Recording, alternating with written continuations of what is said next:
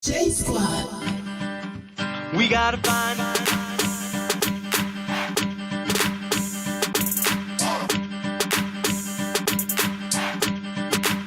what do we do? That's the first clue. Now what do we do? That's the first clue. We gotta find the program, find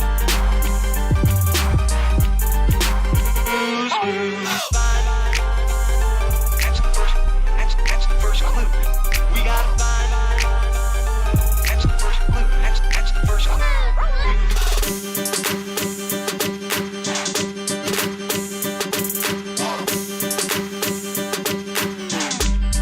Now what do we do? That's the first clue. Now what do we do? That's the first clue. We gotta find the program, find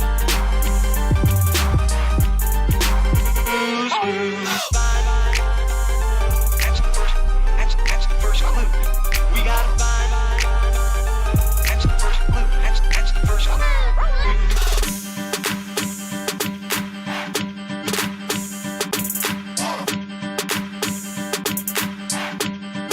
Now what do we do? That's the first clue. Now what do we do? That's the first clue. We gotta find the program, find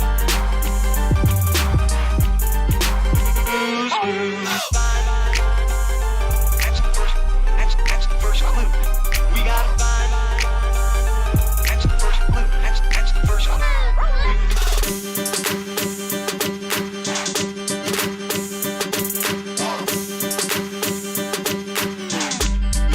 Now what do we do? That's the first clue. Now what do we do? That's the first clue. We gotta find the program, find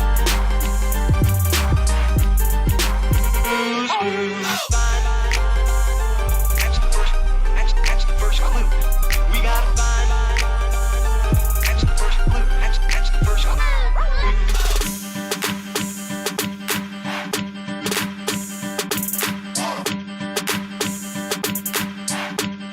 Now what do we do? That's the first clue. Now what do we do? That's the first clue. We gotta find the program, find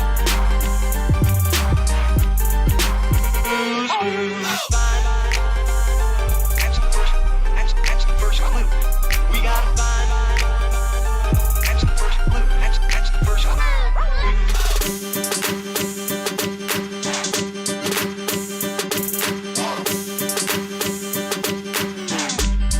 Now what do we do? That's the first clue. Now what do we do? That's the first clue. We gotta find the program, find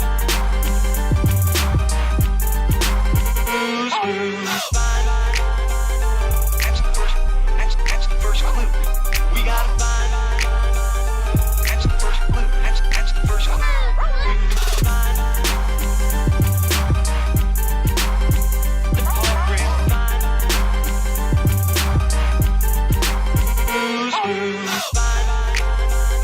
that's the first clue.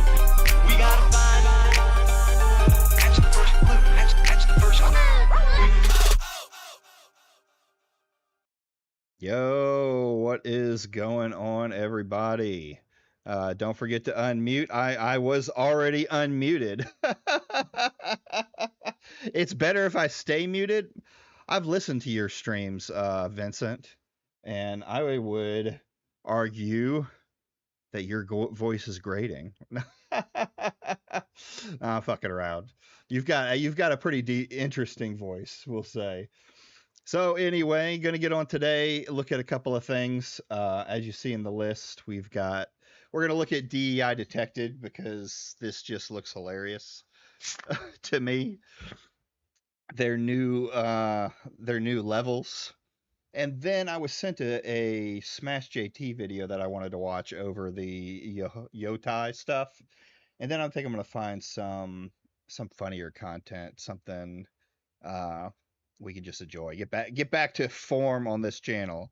Get back to form of where we were doing stuff we enjoy.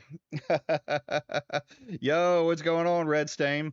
So I have gone through and changed a few things with the tip jar and all of that other stuff. Now the only thing tips will do is drop the coins. So if you do want to tip, it's not gonna. The problem is you can only pay through PayPal or Venmo. So it would have put names up on there as Damage was talking about. So now I've set it up so that uh, anyone who wants to tip can tip, and it won't show your name on screen. I'm sure I may be able to see it from my side. So it depends on how much you trust me not to put out, your name. I have no plans to do that. I haven't doxed anyone yet. I'm not going to dox anyone that comes in. So feel free to like and subscribe. If you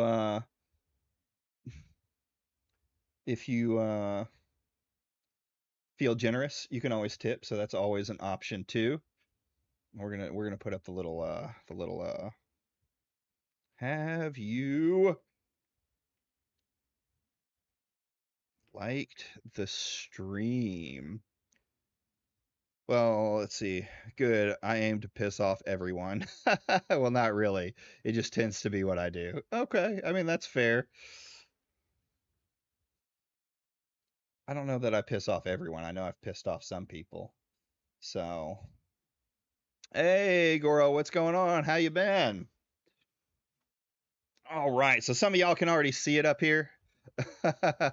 Let me do this so I can see it a little better. We'll do windowed. And then make sure that it's enough that y'all can see it. Yeah, that should be good. So Cabrutus with Charlie Kirk's assassination has decided he's going at it again. He's redoing DEI detected. I guess he wanted to get some of the glory from them doxing people, which it looks like those sites have been taken down. So that's good news. You're like the heel to the anti-woke, like Nire. Yeah, Nire is bigger than me. I saw her and Atreus going at it. I didn't read into it too much. I might read it more. Maybe we can do that after stream. I watched one of Atreus's. The Charlie Cook situation is becoming a dangerous clout chase. Yeah, 100%. 100%. Well, it's just they're just turning this guy's body into a show. They're dancing it around all over the place. So DEI detected. So we have levels now. We have instead of just putting stuff in it, we have different levels. Dear gamer, I am Cabrutus, the creator and originator of DEI detected list.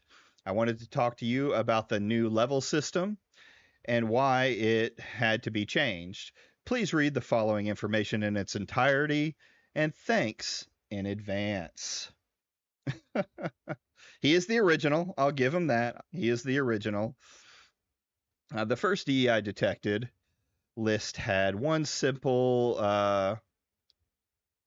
criterion, Cabrutus. A game was either DEI or not. While it has and still does enjoy massive success in raising customer awareness about games, it became clear that the way of listing games wasn't sufficient if I really wanted to be fair about the accurate regards. Was it like still having success, the channel was fucking dead. He wasn't adding any new games to it. It didn't seem like they were getting any actual measurements from it. It was kind of a dead website until recently. My first attempt to fix this problem is to split DEI detected into smaller ones, such as localization issues, censorship. However, this approach ended up overcomplicating things and causing confusion. Yep, I could see that. Visitors expected to see the Cabrutus list, but were instead presented with one large list made up of several smaller ones. As a result, many people treated every game on the list as if they were the same, assuming they all featured the same level of DEI, which wasn't accurate and certainly wasn't fair to the games. To be clear, that a game listed under localization issues doesn't come close to having the same DEI level as one of on the DEI detected list, but the previous rankings still failed to make up that distinction clear. That's when I realized that since all of these smaller lists ultimately dealt with DEI related issues, why not combine all the games into a single list, but this time with a twist, highlighting their different DEI levels. As a result, there is a much clearer and more streamlined approach to allow me to be fair and more accurate listing the games. For example, a game like Dragon Quest III HD 2D Remake is by no means anywhere near the same level as Dustborn. Does it have woke in it? What? I want this message to be clear. Below are the levels each one represents. Bear in mind that I intended to update and expand on the criteria they evolve over time. Let's see if it's any less bigoted. I don't know about that, but let's see how accurate. Let's see if we agree with the levels as they come up here. So of course you've got the DEI free. It's in the green zone. Yeah, Medicare has lost his fucking shit. He's basically just become the same as every other anti-woker on the channel. And I'm sorry, the last time I watched a Medicare stream, he was talking about Bo Blacks, and it was kind of a shit stream. I think he's lost his edge, but maybe we'll pop in and see what we can find on there. These are the games that are not considered. Oh, wait. Self-explanatory. These are the games I've played and personally verified to be 100% DEI free. The list is more personal as it reflects my own recommendations based on direct experience, which is why it takes much longer to add games to this level than any other. So already right here, he's like, it's DEI free if I've played the game, which means the rest of these levels, he hasn't actually played the game to determine if it's DEI or not. Yeah, he didn't play the games. That's the shilling tier. Yeah, absolutely. So the only one that requires him to play the game is DEI free. DEI level 1, get a little yellow here.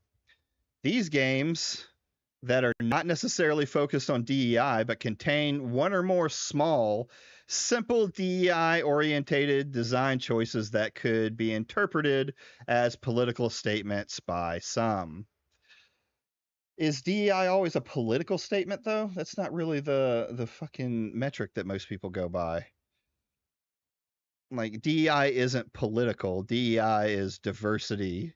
So, what's going on, Kira? You can't expect these guys to ever know or understand how DEI works to begin with. Yeah, absolutely. Absolutely. Oh, God. So, it is important to note that many of these games were not originally designed with DEI in mind. So, if they weren't designed with DEI in mind, Why do they even have a DEI list? They're not DEI. They should be in the DEI free zone, which tells me there's going to be quite a few games from the past that are going to make it to this DEI list. DEI would require you to say that they did it for diversity, equity, whatever it is, inclusiveness. And in the old days, that's not the case. Sonic will be DEI because Amy is playable. We can only hope. All right. So it is more important to note that these games are DEI and certain DEI elements due to legal requirements in specific countries or demands from publishers. So what does it matter that, like, it's not DEI if a company or if a country decides that they don't want it?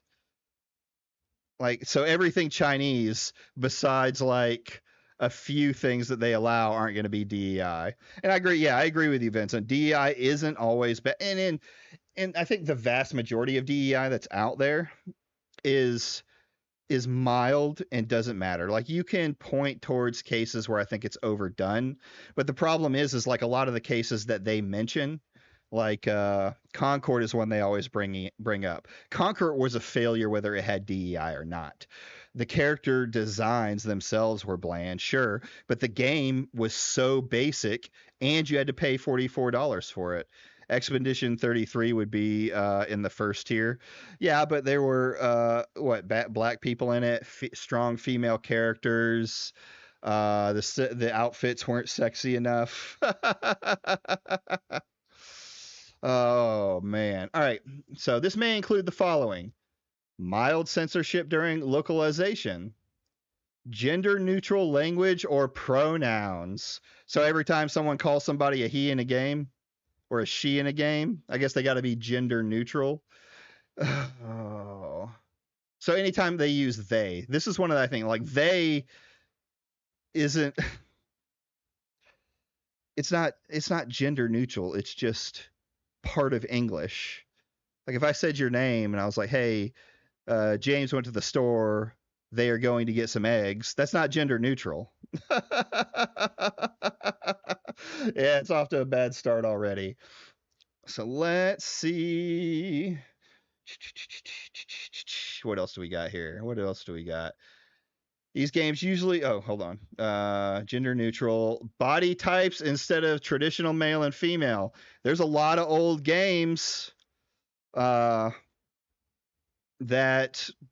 used body types. Have you still not watched McDiddle's video on that? On this specific thing? No, I haven't actually. Pulled pork detected. Damaged. You need to watch yourself. And Damaged, I went through because of the things you said, and I made a lot of changes to my tips jar, things like that. Tips no longer show up on the alerts, so it won't say anyone's name. Of course, I can probably see who that is, so that depends on your level of trust there, which I understand. I'm not a very trusting person. I also made it so that it doesn't say who it is. So there's not really TTS anymore, just because of the way the tipping works. For me to be able to use cards, I have to have a business account, and I'm just not willing to put the money down for a business account right now for a hobby. But we'll see when we get there. So again, I'll shill a little bit more. If you're here, like the stream. It's the least you could do. It's just a little click away with either your thumb or your mouse. If you really like the show, I know most of you are already subscribed, but I'm about to hit 90, which means we'll be only 10 away. Right now, we're only 11 away from getting to that 100, my first goal coming up. So let's get me monetized today. Oh, I should have done it like this too. Hold on. Boop. Let's get me monetized today. Back to reading. All right, so let's go on to altered character's appearance to align with DEI guidelines, negative narrative changes to comply with politically correct standards, and particularly in remasters and remakes. Ghost of Tsushima should have been considered woke in DEI because it had strong female characters in it, where they supposedly like the game. It's inconsistent. That's the problem with a lot of these things. A thing in other games, right? That's not anything new. It also doesn't fucking matter because you can still pull a good character. In fact, I want to see what they say for Baldur's Gate. I'm sure it's going to be some form of DEI, but it's very much like it uses body types, and then you can still pick like male or female. Elden Ring has certain strong female character bosses. I mean, they've been all over gaming to begin with. So that's that one. And a lot of this stuff is very vague. Narrative changes to comply with political correctness. How do you know? Whoa. How do you know that it was to comply with political correctness? But how do you come to that determination? Pattern recognition. Well, what was another one that someone said to me the other day? You know, your own bias finds pattern recognition to make up complete bullshit. All right, so let's move on to the next one. Doom guy over here isn't looking so. Our legally indistinct Doom guy over here is starting to look worse for wear. The DEI is hitting them hard. Here, I already see we're gonna have problems with this one too. The games usually feature many of the DEI level 1 elements, plus some of the subtle political statements in their stories. So this is going to hit a lot of games. Tons of games have political messaging in them. Like they deal with political issues. I'm sure it's Master Chief. Is that why some edited the IMDb to say Sweet Baby Inc. Had a credit in the game? Really? No, I think that's just part of it, right? Let's see. They may include more of the following: DEI consultory. The problem is anytime they see a consulting company, it's immediately a DEI consulting company. Even though not even DEI, but consulting companies have existed since the beginning of gaming. Like history games are always one of the strongest ones. But anytime you're making a game, like the Japanese will get an American consultant of some kind to try and get it right if they're trying to do something like that. Silent Hill 2 remake is going to be a level 2 or 3. Yeah, and it's probably because of female character changes and stuff like that. Yeah, in Final Fantasy VII, you play an eco-terrorist. At least through the beginning parts of the game. Yeah, they tried to do that with Mortal Kombat 1 by changing the IMDb page to include Sweet Baby Inc., even though they didn't work on the game. I mean, Sweet Baby Inc. is the ghost, right? That's the ghost in the machine that they can always point towards woke. It's brain dead. Forced diversity. That's always one that they say. Really, the only game that I can personally, from a righty point of view, right, or libertarian, whatever you want to call me, the only game that I would see that had forced diversity in it would be Dragon Age Veilguard. And that really had to do with some of the statements and wasn't a complete idea of the game, right? Capcom legit asked black employees on how to go about making Kimberly. Oh, what else we got here? Reversal from traditional gender roles. So you could not have anything different than what is the narrative.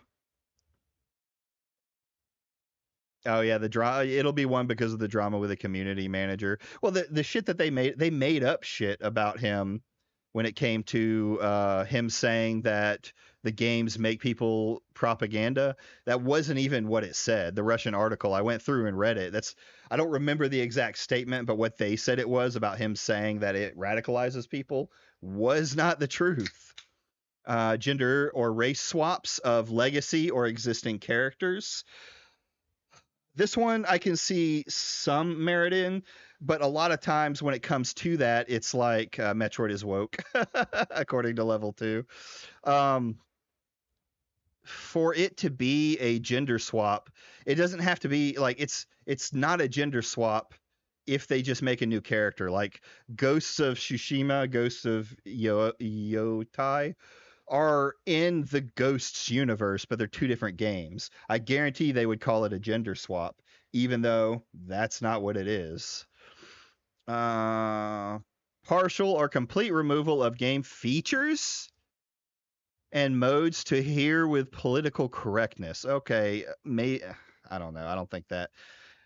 I hate this one. Intentional uglification of female characters, especially when they are portrayed by attractive real life models. You realize that like not every game uses the direct model of the character that does it. There are some that do. It's becoming more common because the gaming industry wants people to come play games because a movie star is in it.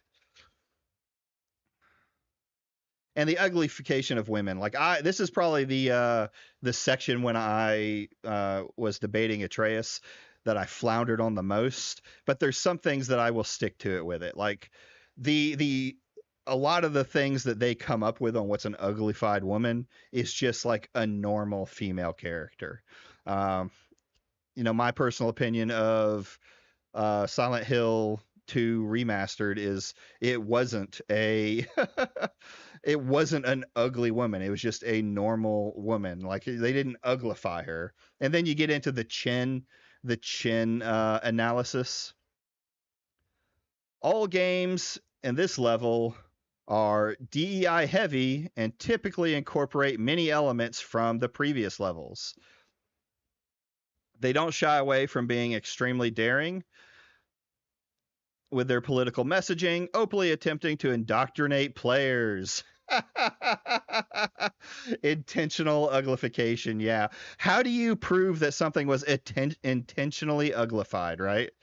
It's just, you can't prove that in any measure of the word unless they say it. Pushing specific narratives designed to influence opinions and perspectives. So by this metric, attempting to indoctrinate players by pushing specific narratives designed to influence opinions or perspectives. So every Call of Duty game in some way or form is a level 3 because they're trying to get you to join the military. They're trying to indoctrinate you with a specific narrative designed to influence your opinion or perspective of the military. It's brain dead, especially harmful to kids. Okay, how do you prove that? The brainwashing code is real in this one. You blocked Atreus, dude is a clown. I don't have a problem with Atreus. Like he's willing to talk to people,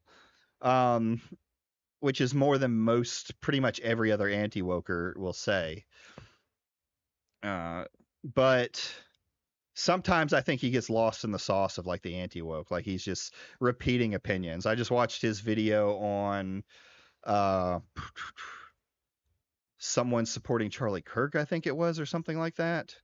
I don't remember exactly, but it was not a good video because he's just going against the opposite of what the anti-woke will say they stand for. Okay, so forced ideology, conformity in gaming. So any game that has politics, explicit and aggressive progressive messaging. So if it has progressive messaging, then it's bad. heavy incorporation of contemporary left-wing politics. So it has, it's DEI if it has any left-wing politics. That's so fucking brain dead. History revisionism, often through influence by DEI principles. Inversions of traditional moral or hero archetypes to reflect ideological messaging. You can't have anything else. Yeah, Disco Elysium would be extremely woke. You can't have anything else but what they believe is a moral traditional archetype. So, in you mean like a anti-hero? Like the anti-heroes are not anti-heroes are DEI, guys. Anti-heroes are DEI. Every Paradox story related game is woke. Hey, Blake, what's going on? Jesus. What else we got here? Narrative arcs that prioritize left-wing politics agendas over character depth and quality writing. That quality writing is mostly mostly brain dead. Like, yes, there's a lot of bad writing, I think, in politics, but how do you know that they're prioritizing the politics over the good story?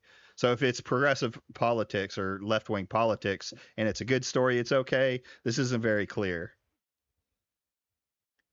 The website gave Spider-Man 2 max level of 3 and only listed reasons is because it was featured on Sweet Baby Inc.'s website.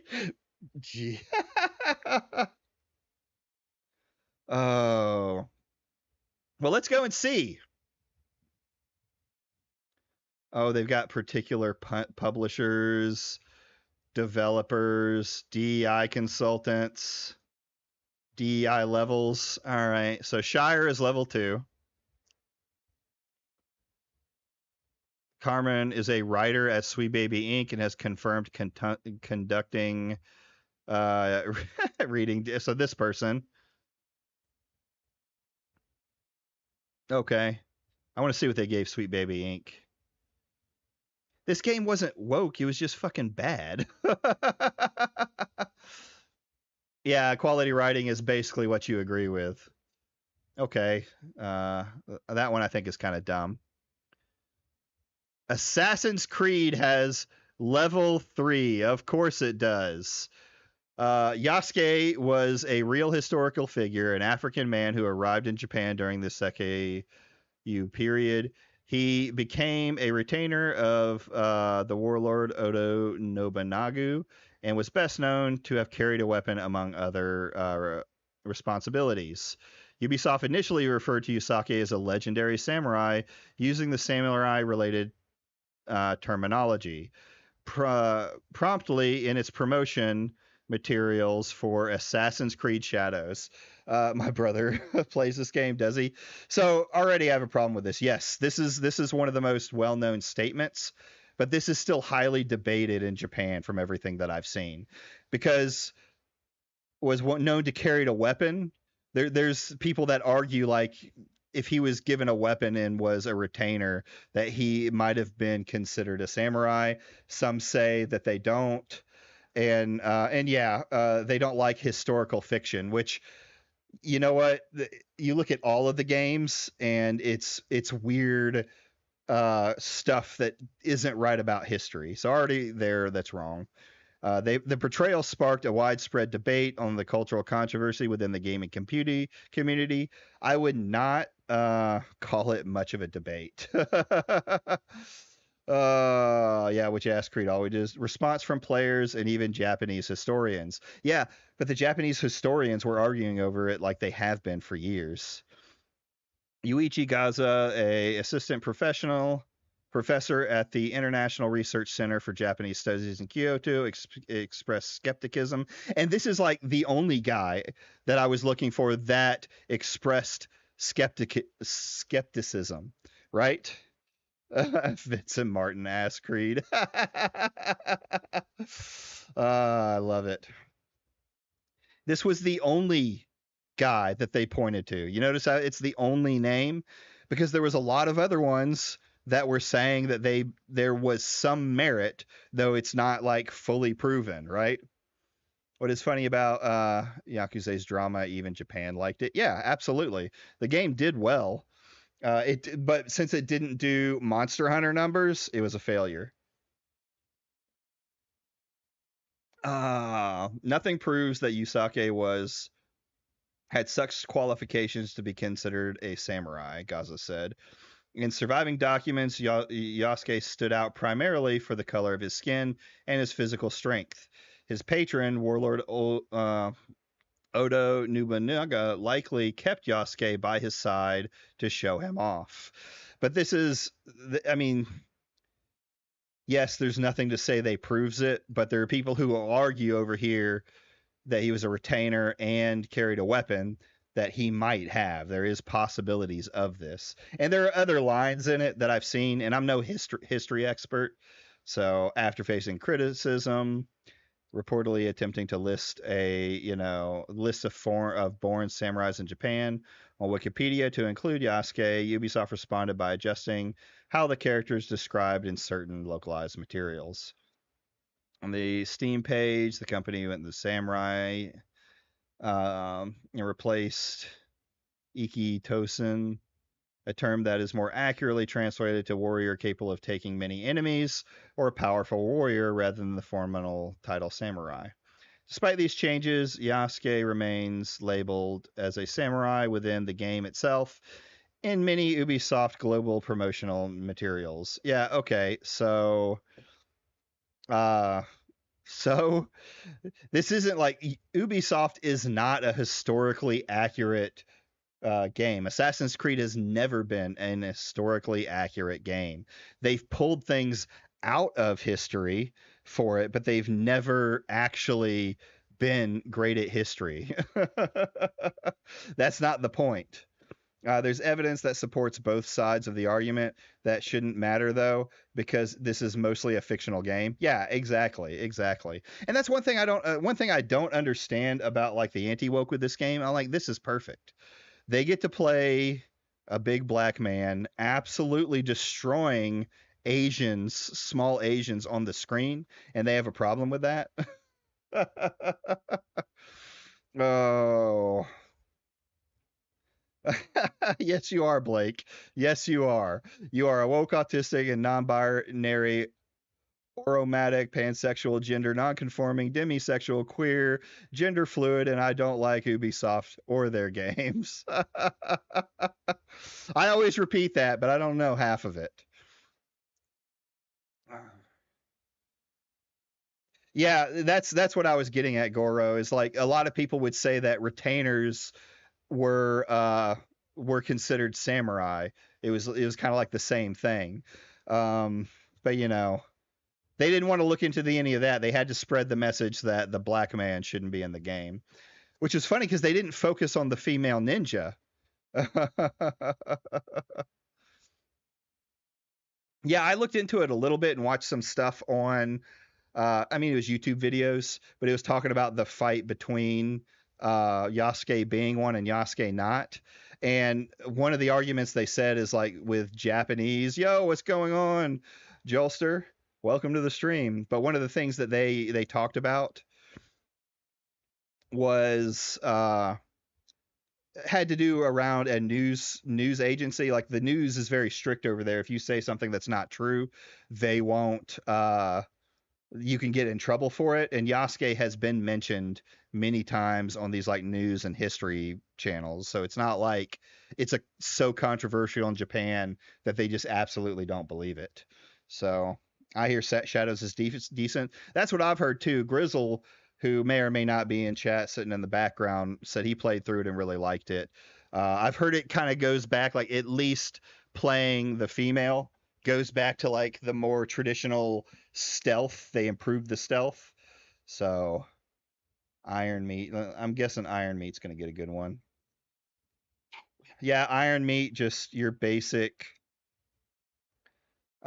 shooter game is DEI 3. Far Cry Dawn, DEI level 2, of course, Veilguard. Here's my problem with uh, Veilguard probably has it. He has nothing under why Veilguard is DEI, just that it is. Maybe he's still working on some stuff. I have a problem with games like this. Here's my thing. Okay.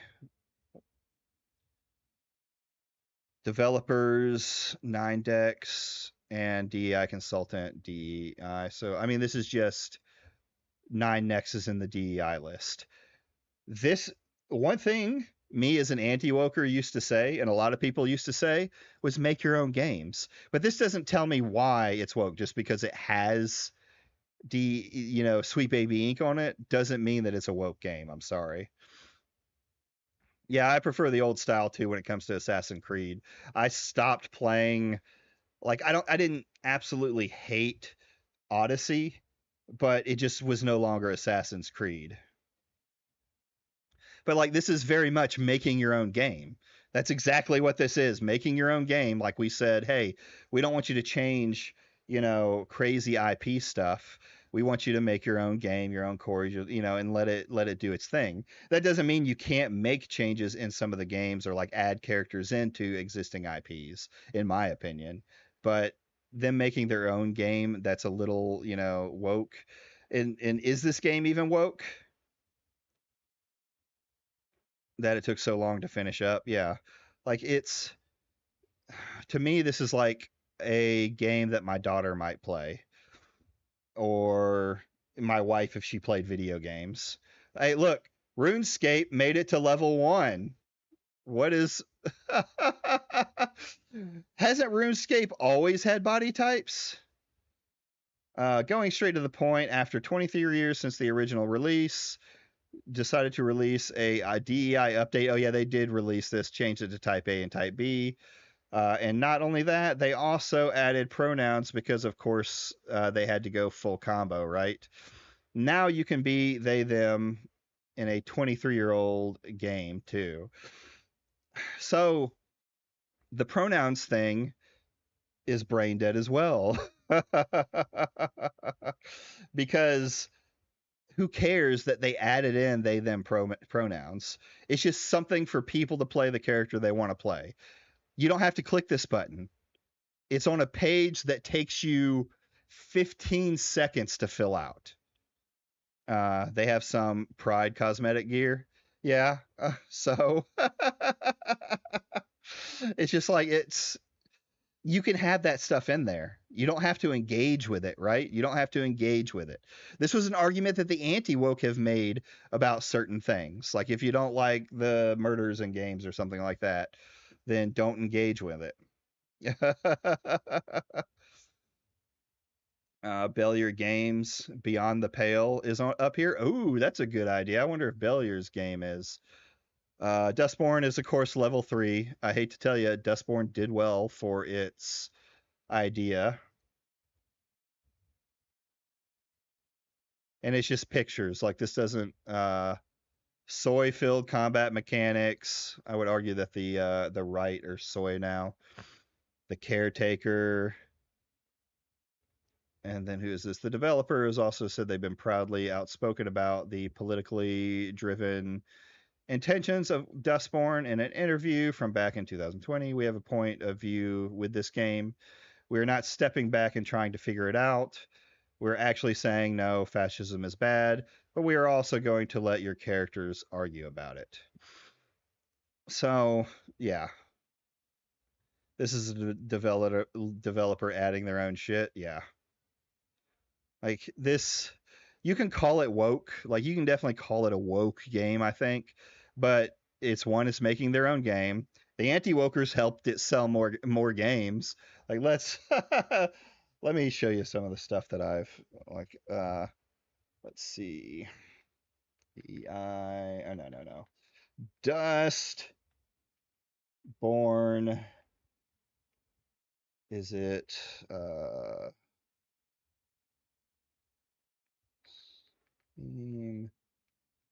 DB. So the funny thing is, yeah, the combat was just not good. It wouldn't have been a game that I would have enjoyed personally, just from how it is.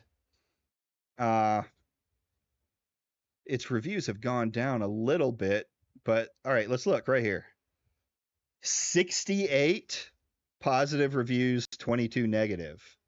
46 negative. All of the reviews have been mostly positive. 325. Now, when I first looked at this, right after SmashJT talked about them having 0 viewers, they had like a consistent amount.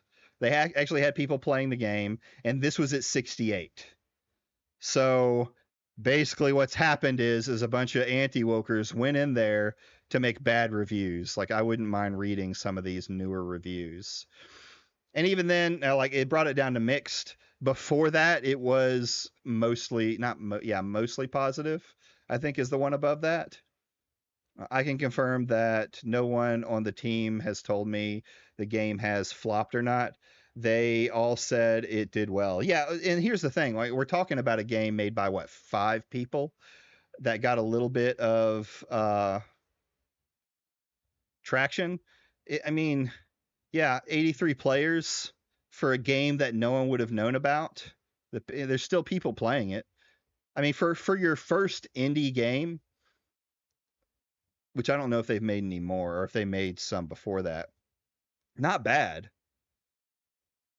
So, not bad at all. Oh, if you refund the game, your review doesn't count for the score. That's good to know. Then I wonder if they just bought the game to keep their score then. Because even then, it's only 5 negative or 3 negative and 5 positive. So even within the last month. But yeah, you look at it, it got more positive reviews than negative. So mixed, maybe. Like I said, I saw it as mostly positive when I first checked. So yeah, I would call this video game a success. The problem with anti-woke is it's only a success if it hits 100,000. But if you take into context what the game is, a lot of games are that way. Let's look at another one real quick before we move on. We're gonna look at one of my favorite games. It's in my top 5 games.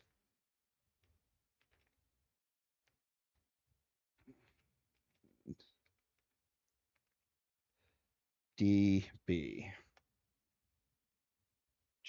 Caves of Cud is one of my favorite games all time. It got really good reviews, and it has 401 players. Its max, if I remember, 6 months. Let's go 400 in game. Its max was only 2,912. The problem is you could look at this game and say that it did better than Dustborn. Yeah, yes. But the reason its peak concurrent is so high is because this game is incredibly replayable. It's a roguelite that you can do stuff over and over and over again and have a different game. Games quality isn't just dependent on its sales. So Dustborn to me I've changed my mind on Dustborn. Concord's only level 2 though. And they just say it's based off of the model, diversity of the gaming, and then rainbows make their heads hurt. Nefarious, that one made level 2. I don't even know what this game is. Capes made level 2. Final Fantasy made level 2, but the characters aren't even ugly. So what made it? Square Enix? Sweet Baby. So Square Enix is under Sweet Baby that they've worked on it. No idea if they've actually worked on this game. Timeless classic, masterpiece mechanics. Damned if it wasn't the first Final Fantasy game. Certainly one of my favorites. I didn't like the direction it goes, choosing and drastically alternating the story and tilting the combat to a more action-focused game. I still think it's a pretty good game in its own right, just not a good remake. But while that's a whole different discussion, we're here to talk about the unfortunate DEI treatment that Square Enix stupidly decided to give this remake. All right, first thing is Square Enix is a client of Sweet Baby Inc. Don't give a fuck. For Final Fantasy Rebirth, they partnered with hit detection, sensitivity issue assessment. Yeah, that sounds gay. Our commitment to building a team from a variety of backgrounds, including underrepresented groups. And okay, so this is the company did this in varied perspectives and setting apart from other firms. The diversity is a strength that fortifies our insights and gives us a natural advantage with consulting landscapes. Okay, so that's the consulting company. HD hits. Here's the screenshot. Okay, pride flag, don't care. Stuff that they said. This is really feeling like woke by association. All this talk making me want to start a stream curator. Oh, a Steam curator. Yeah, right. The antithesis. The warped mentality led by very forced diversity in Final Fantasy VII Rebirth, as we see in the screenshot right here. Landed yourself a cutie, huh? Congrats. You got to introduce me. I wouldn't call I'm a cutie. He's more dashing like a wolf. Oh, hey. That's great, man. I'm glad you found the one for you. What in this is DEI? Is it because these two characters are gay?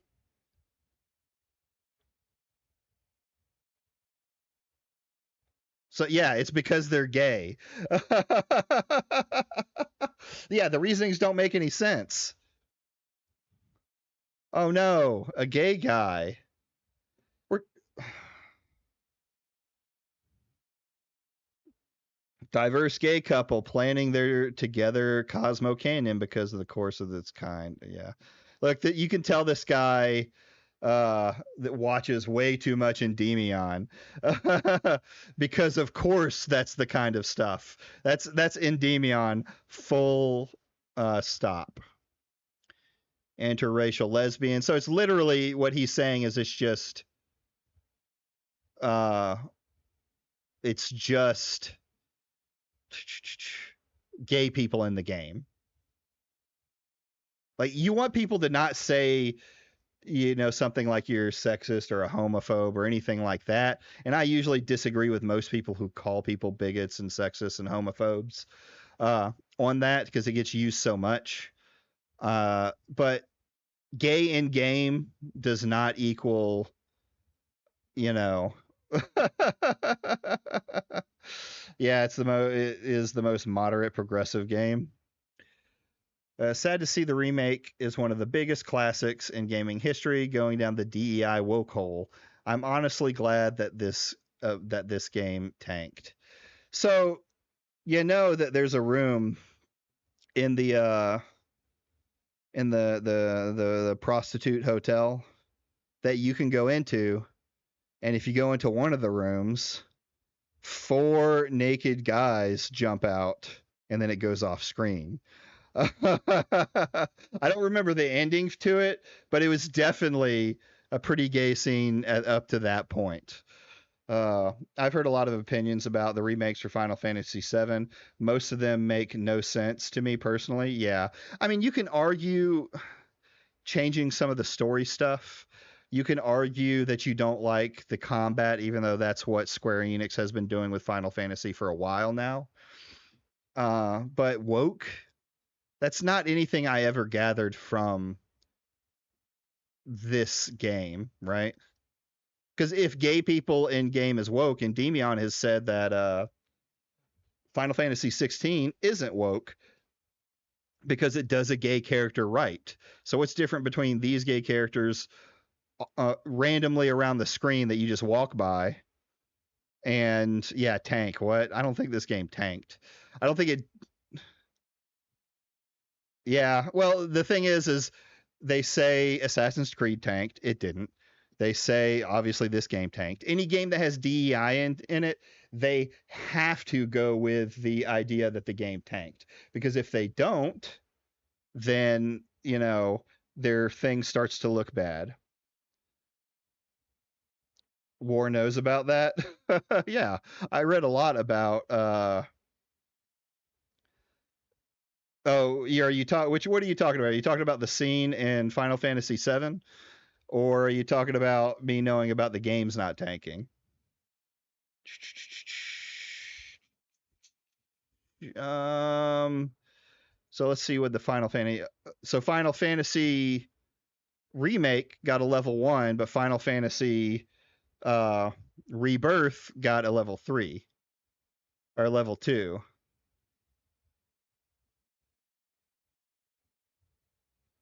Really?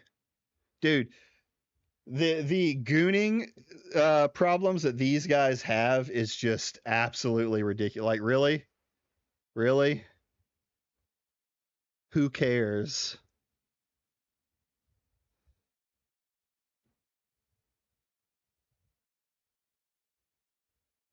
The He dresses like a girl in the original game. What are you the fuck are you talking about?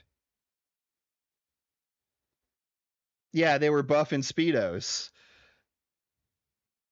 I think we all know that this means by a point. Given how famous the cross-dressing scene was in the original Final Fantasy, we were aware that people would have high expectations for the remake, and we knew that we had to do it in a way that both lived up to the expectations and took modern sensibilities into consideration. For example, fans these days expect stories and dialogue in the game that are far beyond stereotypical gender. Although Andre's line and the lyrics in the backtrack stand up, we tried to build a positive and supportive message for Cloud. Uh, I cringe hard during this section. I was really afraid this guy actually kissing Cloud at any. Did this guy even play the game? Did this scene was incredibly popular, but there's so many, like, not this scene, obviously. This is something different that they added to it, which is fine, but there was a lot of insinuation around that scene. This guy's never played the game. Let's see here. Of course he didn't. Let's go back here. Final Fantasy Quest, the remake. I don't know how this even gets on the woke. Protagonist, you.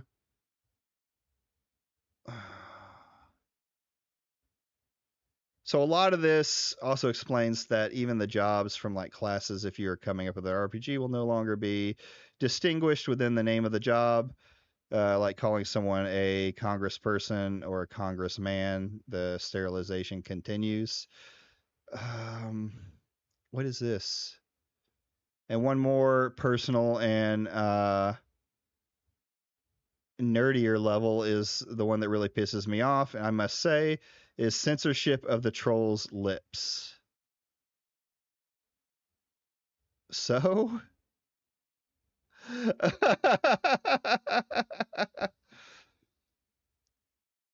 Not liking that change? Yeah. I mean, you can argue about them changing the boy girl if you want to, but to me, it's a non-issue. It's words that I can ignore. I can still pick a male character, and if I don't believe in the DEI, like, I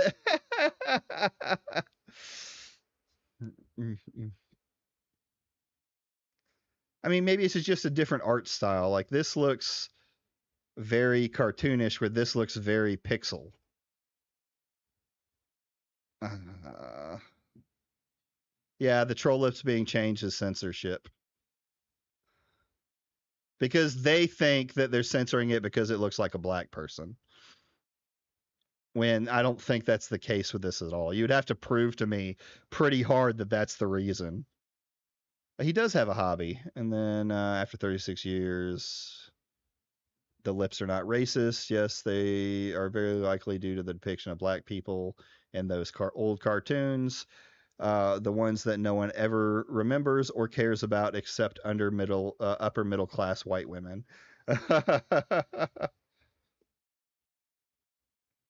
Yeah, it's definitely where censorship has been watered down to the point that it doesn't matter. Contraband is because it was on Sweet Baby Inc.'s list. It doesn't matter what's about in the game. All that matters is Sweet Baby Inc. was attached to it, and you get a level 2. Suicide Squad just being on the list. So you're not naming anything that was in the game. Alan Wake is level 3 because it's like half of these are just Sweet Baby Inc. was in it. So what is this? What does this have to do with anything? I'm going to try and bring it closer. Oh, hit detection is in it. So it's a level 3. Yeah, there's no like you've set rules for yourself and you're not even following them. Goodbye, Volcano High, because it's on the Sweet Baby Inc. list. You can't make your own games. Ragnarok made a level 3. Featured by Sweet Baby Inc. Featured on Sweet Baby Inc.'s official website.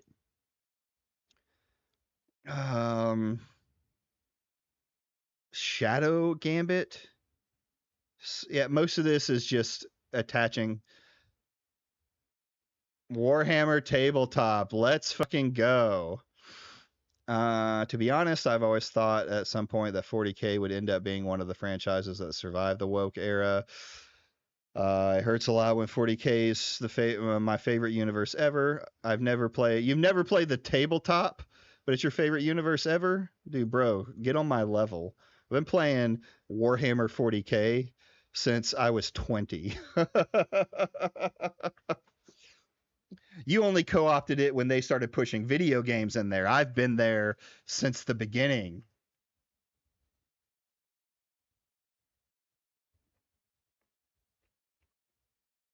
This is about the Custodes change. Uh, they've decided to add females adapt as Custodes, completely ignoring the fact that there have never been any women among the Custodes, and GW has always made it pretty clear. I mean, these men never leave Earth, sure. Allowing every dynasty that offered up its sons to claim their children as successful ones alive and well amongst the Golden Brotherhood. Blah, blah, blah. So this is retconning, right? Retconning happens all the time. It doesn't change the fact. You just think it's woke because they're wanting to add females in. And there can be some credence to that, but and I take this from I have a buddy who is fairly MAGA, right? I've known the guy forever. He was in the military with me.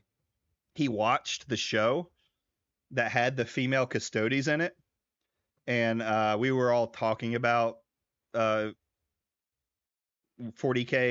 while painting models and stuff like that. And he said, "You know what? I took one look at that, and I was like, yeah, that's how a female's Custodes should look." And I was like, okay, I was expecting a little more pushback on that. Oh, I don't care that some dumbass canceled his subscription. Since the first 10,000 were created, they have always been female Custodes. This, a lot of this was a dumb move, I think, by Warhammer. They could have just said, fuck it, we're changing the lore. If you don't like it, fuck off. But you won't fuck off. You'll still keep buying our super expensive plastic. Wow, what a truly professional and no childish community manager. Who cares? God, I hate this. I hate this parading around of their blocks. Official Warhammer doesn't want to deal with your anti-woke fucking bullshit. They don't want to fucking talk to all goblins must die 18 plus content. They do not give a fuck about you. They don't want to be involved in this.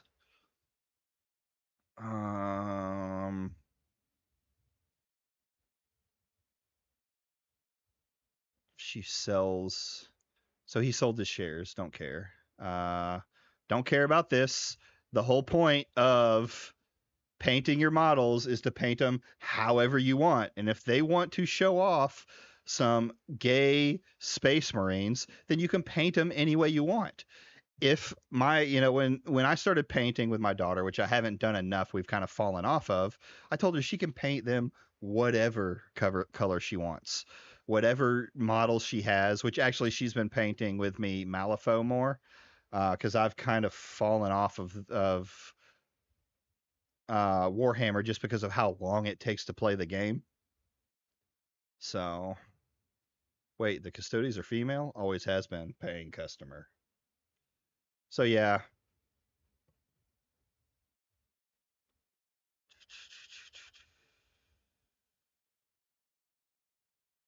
Boom. This game, we have the utmost pleasure for working with Sweet Baby Inc. That's all it is. Sweet Baby Inc. worked with them, right? Or Surgeon Studio. Erica. Following Erica, you've become a fan. So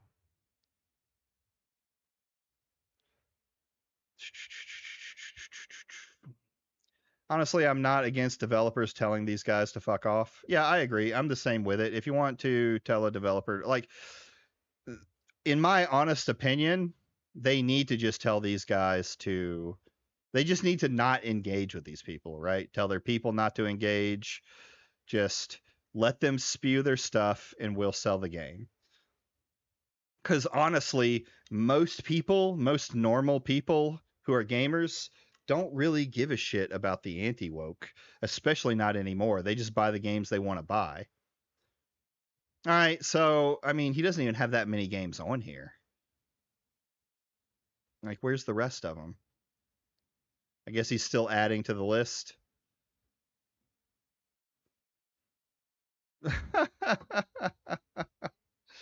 This is, I mean, Cabrutus has become like it's complete retardation at this point. I will say this, all I'll give any anti-woke person credit for is trying a game out and liking it. Yeah. The problem with when you're in this kind of ideals of DEI detected stuff, you're already going into the idea, you're already looking for what's DEI in it, right? Things that you probably would have never noticed in the game without having that bias to look for it. And once you start doing that, everything becomes DEI. Everything becomes woke. It's pattern recognition at its finest. Where did my other stuff go here? Oh, I forgot to pull up that Smash vid. Boop. Boop.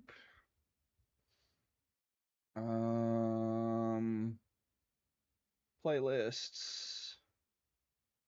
Docket. We might. If you've been in the critical community, Whoa. That's not what I wanted.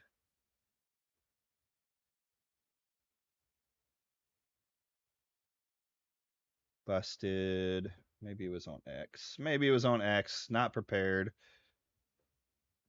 Yeah, we're gonna watch the Smash video. Was it in here? Nope, it wasn't from him.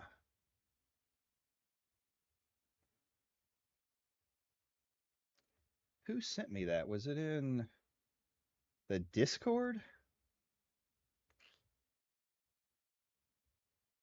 That's what I get for not preparing. Feed the pig. Oh no, that's Piggy Pictures. While I'm doing this, we'll go ahead and chill a little bit. If you haven't liked the stream, go ahead and like it. I think that's the easiest thing that you could do to help me out, get me pushed up in the algorithm. If you're liking the show, yeah, here it is. Go ahead and subscribe. Help me get up there. I am almost to 100, my first goal. I never thought I'd even get this high. I thought I'd be playing by myself, talking to myself all day in chat. Here it is. this comes to us from. Okay. Good thing about SmashJT's videos is they're only like 15 minutes long. And since he's so slow at talking, I just always put him on ×2 or time 1.1.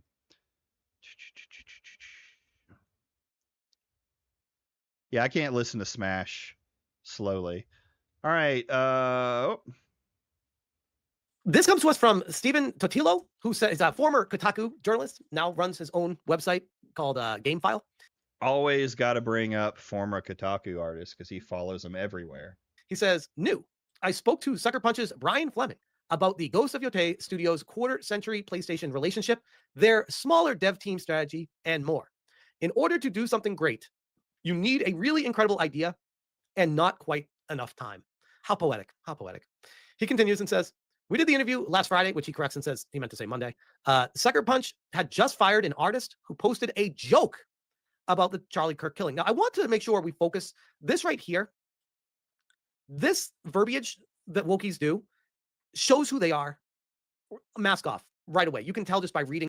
You see how he already goes into that? It was a joke. It doesn't matter if you didn't like the joke. It was a joke. And it was like the mildest joke you could make. Between the lines on how they approach it. Who posted a joke? How about instead of framing it saying it was a joke, how about framing it saying who posted a disgusting comment spitting on the assassination of Charlie Kirk? Oh, that doesn't They don't sound as pleasant, does it? Oh, it's a joke. It's just a joke, brah. It's so funny to hear like Smash and these anti-wokes suddenly be offended by jokes, right? Oh, it was a disgusting comment because I didn't like it. Get the fuck over it. You might not think the joke was funny. I personally didn't think it was funny. Not because of who it was about, it just kind of fell flat for me. But yeah, it was a joke. I had to ask about it and expected a no comment. Look at him. I had to ask about it. Like his hand was forced, guys. He didn't want to do it, but he had to. But he said, making light of someone's murder is a deal breaker for us. And you know what? With that quote, if it was just that, I'd say, wow, okay, Sucker Punch might not be as woke as many thought it was. Wow. Now I might want to hear them out. And this was just a complete misunderstanding all around. But unfortunately, I got some bad news for you guys. That's not the case with what's happening here. One, this is from Monday of this week. There has been no official statement from Sucker Punch on social media since the firing, hoping that it would be swept under the rug. This is the thing. They can't win. They made a statement to Kotaku, and since SmashJT and them don't like Kotaku, it doesn't matter that they made a statement. It's such a bad faith comment. Why would they make an official statement? Agreed. There's no reason to.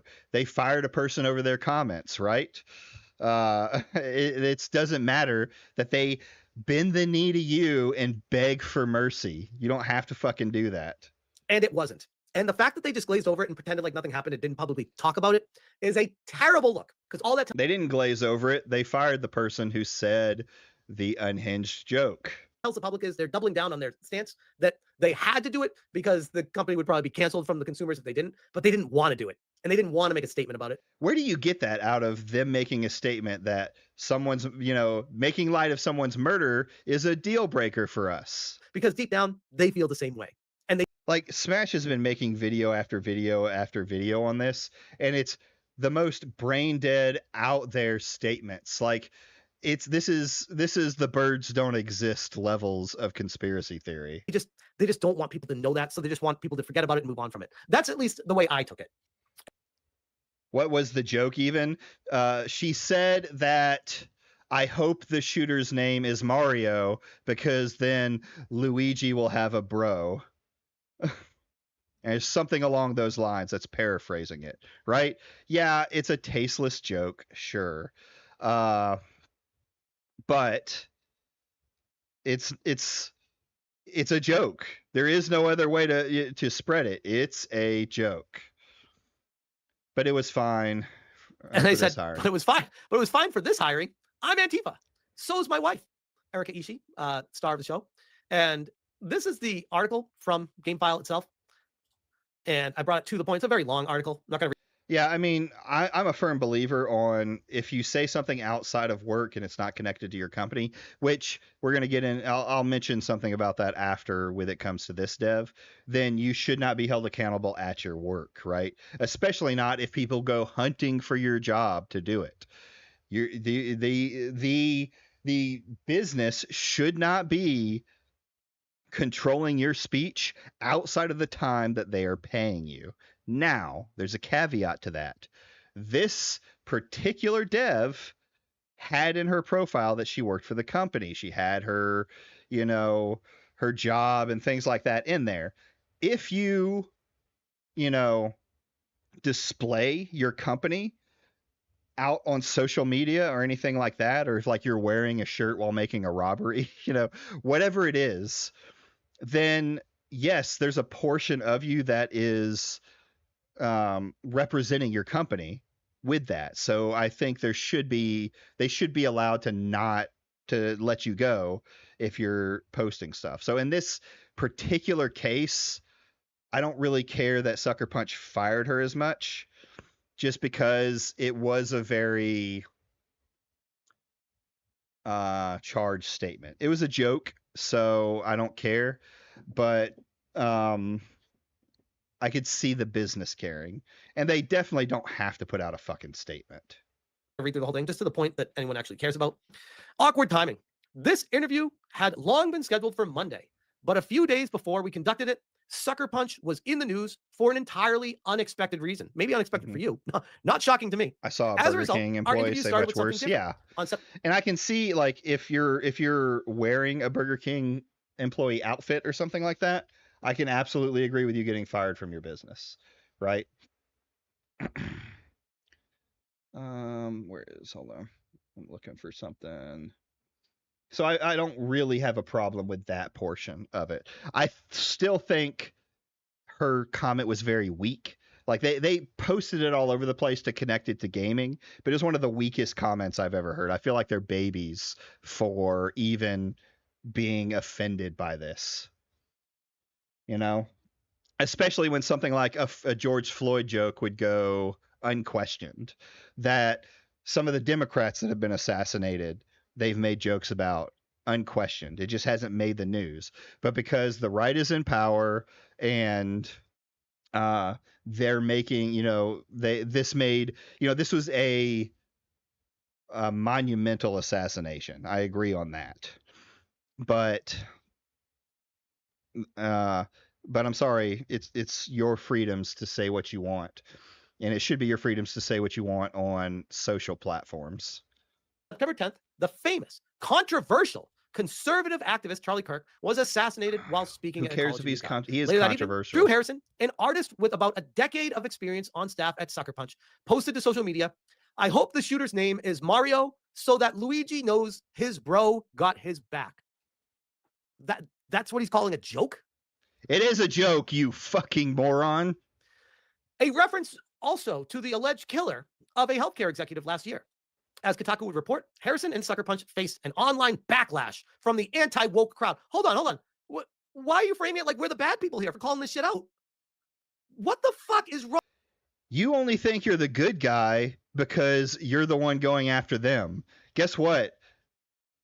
Anybody with a different perspective to you is going to think you're the bad guy. Yeah.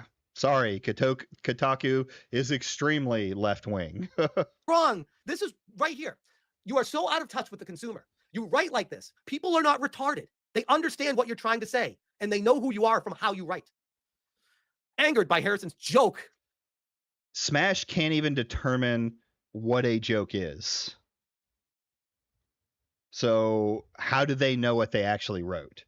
This is just outrage for no other reason than outrage. She was soon fired. Look, guys, if it was just a joke, she wouldn't be fired. This is not just a fucking joke.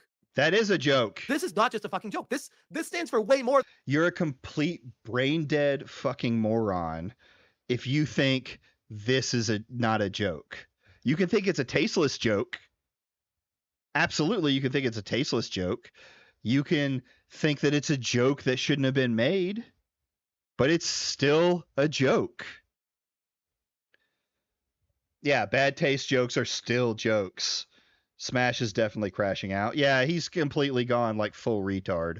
More than shits and giggles. This is saying that you are backing the guy that shot the healthcare guy, and that you're trying to make a joke on, oh, it's okay that Charlie Kirk got shot because Mario and Luigi are cool bros.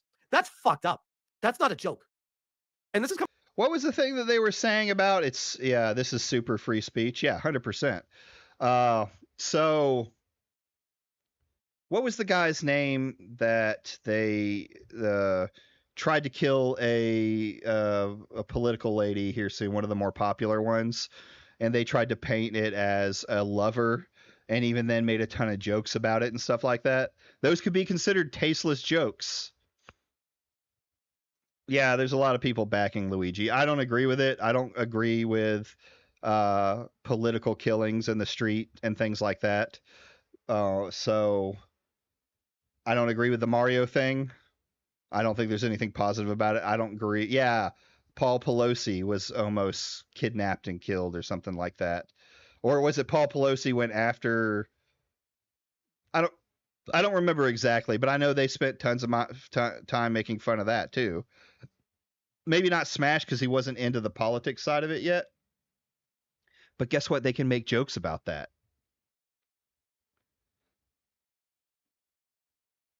Yeah, he's speaking to a lot of people. Coming from a guy that's all about dark humor. Well, the thing is we're not like there's this whole idea of like race war and stuff like that. A lot of this stuff that he's talking about, like sexism, racism, all of that other stuff, that isn't the fight. The fight is classism. It's the rich and the poor, and the middle class is absolutely dying. It's pretty much dead at this point. That's just fucked. Days later, responding to a fan's anger at the studio over the incident, she wrote, "Sucker Punch is amazing and one of the last few bright shining lights in the game industry. I still support them, and I cannot condone any animosity directed at them. I figured Fleming wouldn't talk about the firing, that I'd get a no comment. But on September 15th, the political and corporate reaction to people's reactions to Kurt's killing was becoming a major story. Not that what they said was the story, but the reaction that people had to the reactions was the story." Okay. Yes. My goodness. That's how news works. If no one reacts to it, the news doesn't put it up. Reflection here by Steven is impressive. Even more the case as the week continued. As it turned out, I couldn't not ask about it. The facts are accurate, Fleming told me. Drew's no longer an employee here.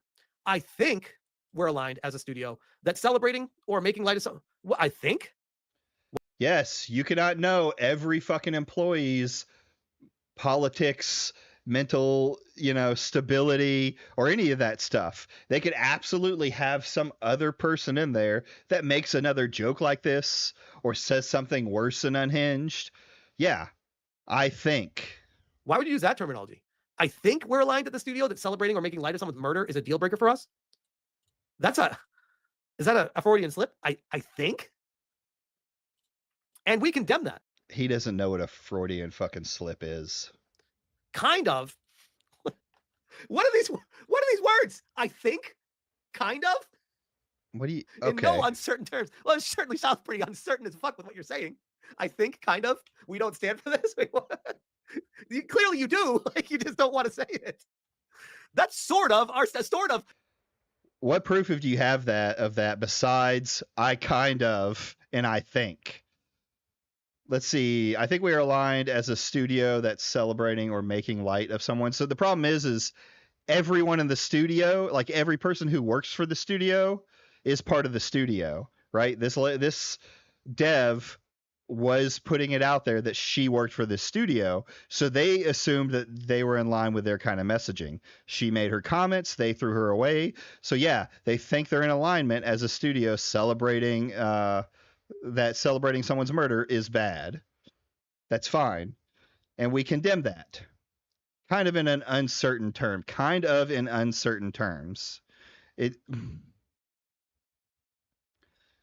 He didn't even pay attention. A deal breaker for us, kind of in no uncertain terms. Like, I just don't even. Kind of, sort of. This is not a great quote. And that's kind of. Yeah, we got kind of. What is SmashJT, I think, has some form of This is why you brain need to put out a statement. This looks terrible. This is so bad. That's kind of where we are.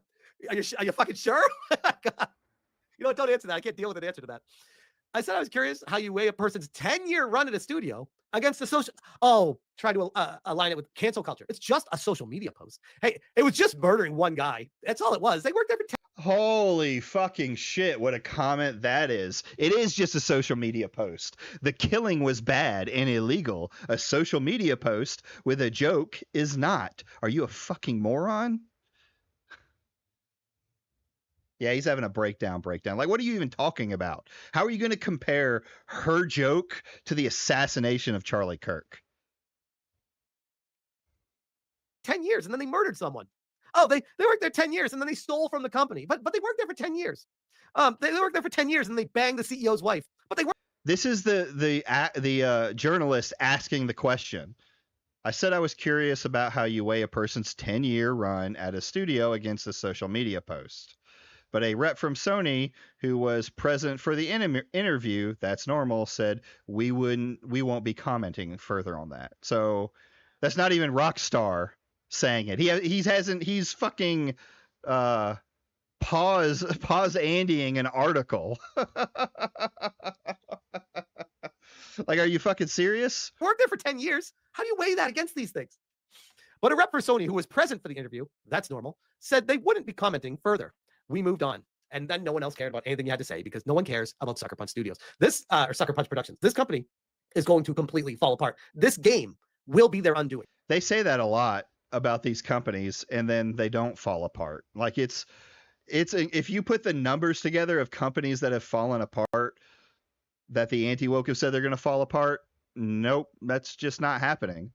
I got into this argument over, what was it, Square Enix, and how they're actually on the rise again. So no, they're not falling apart. And it's not going to be from how they handled this situation. It's not going to be from the comment that started it. It's not going to be from Erika Ishii aligning herself with Antifa or blocking anyone that has critical feedback. It's not going to be from any of those things. So this comment, if you didn't see, let's go back a little bit, of her Antifa. Where was it? It's from 2020, right?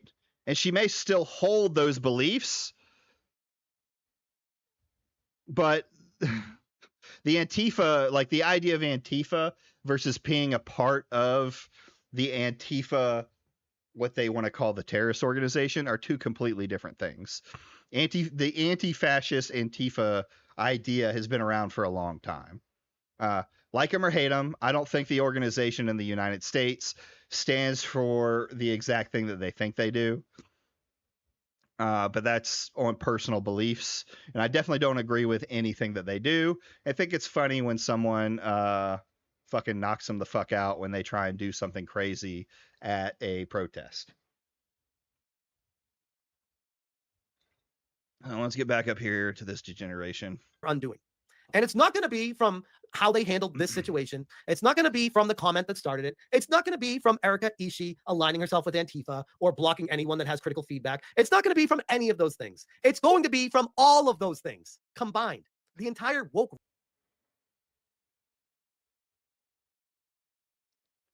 That's probably the dumbest statement that I've ever heard. It's not going to be this. It's not going to be that. It's not going to be this. It's all of those things. So why not just say it's all of these things? Like, it's not going to be those things, but it is all of them. Rot that's run throughout the entire studio has destroyed it from the inside out. Oh, and by the way, a game with a girl boss that looks to me, at least on the surface, I could be wrong, like an asset flip from a game that was actually amazing, that originally started out as supposedly DLC, that they were like, you know what? Let's just make a full game. Hold on. Making a second game by the same company is a fucking asset flip? The fuck are you talking about? That looks to me, at least on the surface, I could be wrong, like an asset flip from a game that was actually amazing. Let me ask you something. Let me ask chat something.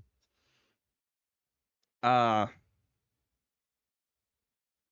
you think, as a company that has a themed game around something like Japan, that you wouldn't use those same themes of Japan in your next game? Yeah, and that's a very good thing. Also, girl boss what? Female samurais are a thing, dude. And female samurais were in the first one, and they praised the first one. There were some pretty girl boss female samurais in there. That originally. And they were good characters. started out as supposedly DLC that they were like, you know what, let's just make a full game out of this. And there's a lot of hesitation with that, and I wouldn't be betting on that horse to be successful in the long run. But this isn't a new thing in games. Sometimes people start making DLC and they're like, yeah, this should be a longer game. Wasn't that the thing with Silksong too?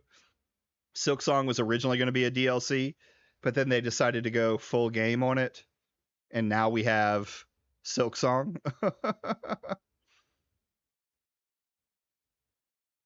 Reminds me of how Sonic fans accuse Sega of using assets from bad games. I mean, yeah. Savvy says they're aligned all right, full of Oh God. We're talking to the BPD bitch. activists who hired a proudly terrorist-associated individual to be the face, to be their face, and other staff had liked the post as well. Good point. That's another thing. Other people working at Sucker Punch were liking the posts. Liking means that you should get fired, because they actually called for their firing. Bro games tend to use the same assets they've created for one title between titles. Yeah, it's an incredibly common thing, and it's not at all what an acid flip game is. Wallet remains closed. Also, it's not so much the jokes, but the encouragement and celebration of it. The utter joy of someone. So even Savvy said she knew it was a joke.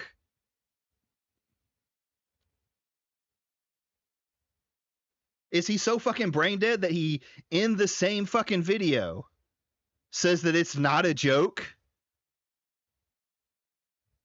And then Savvy coming in with also, it's not so much the jokes, but the encouragement and celebration of it. Really? They disagree with being assassinated while saying they don't deserve to be fired for their speech. That really is getting people. I could not agree more with that. Yeah, I agree. You shouldn't get fired for your speech, with caveats. Sorry. I'm sorry that it hurt your feelings. I'm sorry that you've become a little snowflake. But yeah, you shouldn't be fired for your free speech. Otherwise, it'll become a thing where your free speech is limited by the thing that allows you to live, right? You lose your job, you don't make money anymore. You can't buy food, you can't pay for your housing. Yes, you should not get fired because of statements offline.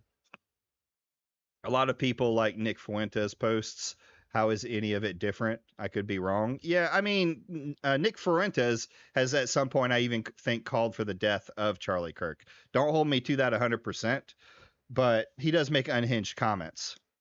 And I hate to tell people, I hate to tell anyone about it, but death threats are protected by free speech. The only kind of death threats that aren't protected from free speech are serious death threats. For it to be serious, there has to be something other than a post on the internet. It has to be something other than just making the statement. I will say this: Watts versus the United States is what set this kind of thing into motion, and it has been litigated multiple times, including as late or as close to or in 2023. My speech is all fucked up. So in Watts versus the United States, a black man was protesting the Vietnam War. And his statement was, if the government or the military, I don't remember which one he said, or army, puts a gun in my hand, the first person in my sights will be LBJ. He was arrested for it. And it went through to the Supreme Court, and it was found that he was in the right. Like, he didn't break free speech because there was no serious threat behind him doing it.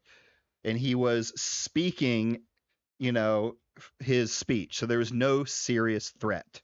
The way I look at it, if you want to look at it from a YouTube perspective, is if someone just says online that I'm going to kill you, or that I think Charlie Kirk should die, or that I believe this person should die, that's free speech. Now, TOS on X may be a different story. You can argue the benefits of that. Well, it's not even if you act on it. If an immediate action is taken on it that it causes stuff like that, then that can be considered that way too, right? If you're saying on a podium talking to people and you tell them that we need to go find this person now and tear them apart, that wouldn't fall under it as well. But basically, there has to be some kind of action to it, or at least a credible idea that the action could happen. So, like, I would say that someone telling you they're going to kill you and then sending you a picture of your house, that probably wouldn't fall under free speech because they're showing you they know where you live. It could fear in somebody because you don't like that someone said they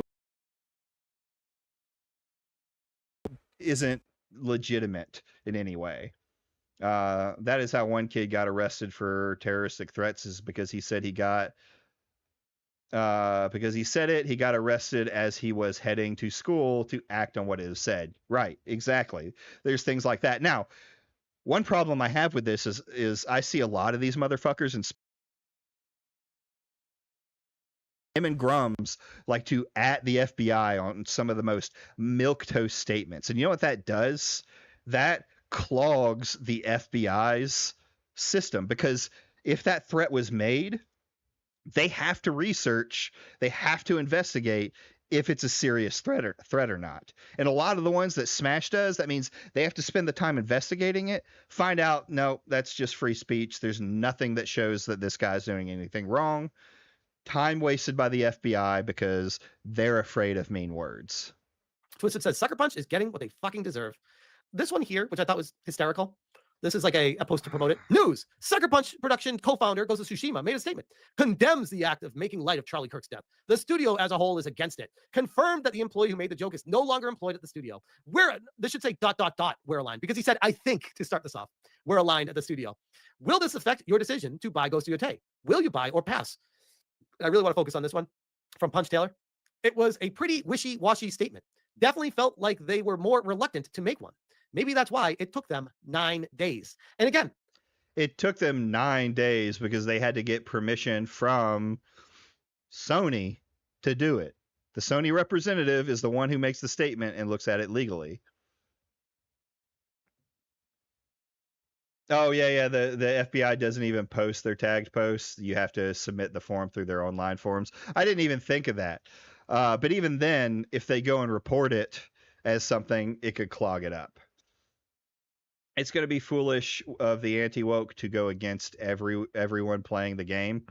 Yeah, I don't know that that's going to happen. We'll see if it gets to the level of Hogwarts Legacy, but we'll see. They did not post an official press release saying we stand against this. They literally did, didn't they? Like, this is oh no, that's the article. Across the board, we will not stand for it at our company. That is not acceptable. But what do? You think it's not acceptable. I think you're a bitch for thinking it's not acceptable. They pussyfoot around it, fire the person, and then try to pretend like nothing happened because a bunch of the people at the studio liked the post. And I would argue that deep down at Sucker Punch, they're concerned that more people are going to be rooted out and found of saying shit or liking shit. And they're like, we can't fire everyone at the studio. So let's just... Notice there's no evidence of this. This is all just theory crafting and fantasy writing. I mean... what proof do you have? Because one person was woke? I hate to tell you, the vast majority of game devs just want to make fucking games, right? It's just, yeah, they're going to have all sorts of different politics and stuff like that, but they just want to make the games.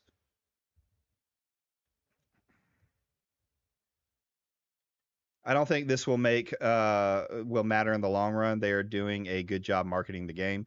Yeah, I agree. And I agree. I forgot what I was gonna say. And in reality, most people aren't aware of this. Most people don't give a shit. Most people don't know who SmashJT is outside of his followers and people like me. So no one's gonna care. They're gonna buy the game and as popular as the first one was, this one will probably sell really well just off of the popularity of. I wasn't criticizing what you said. It was criticizing of them tagging the FBI if that doesn't do anything. As if that does anything. Excuse me. They were serious. They would take the time to file an official complaint. Yeah, I mean, I wasn't thinking that you were saying it against me, but it made a very good point to me because I didn't even think of that. Like, why would they pull stuff from randos on their account? They probably don't even read the vast majority of those ats. Yeah, firing somebody for liking tweets is asking for lawsuits. Yeah, because they've said now that they've got a ton of people fired. I think that number is very overblown, but the website's been taken down, probably because doxing is illegal in a lot of places and shouldn't be done. Just fire this one person that got caught and just not make a massive statement because we don't want to be held to that. And hopefully this just goes away. I guarantee you that's what was going through their mind with all this. This comes to us from Kyle. It says, no, you didn't sucker punch. Kyle's a fucking retard. A whispered sweet nothing to Totillo claiming only anti-woke were upset, amplified only by universally despised and soon to be shut down publications like Kotaku. Nothing to say about Antifa lesbian, though, so I'll be loud on your behalf. Nothing at all about that. Who gives a fuck what the politics of a voice actor has? Yeah, a lot of voice actors are pretty fucking lefty. That's just kind of the way it is. It's a very contained world when it comes to voice actors, when it comes to Hollywood and things like that. So who cares? Did she do a good job voicing her? Okay, then fine.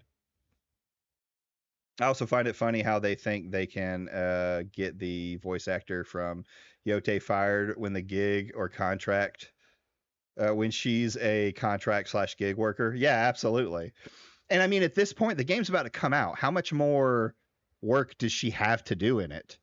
Like, she's already made the game. More than likely, she's done all of her lines. And I'll leave it with this one here.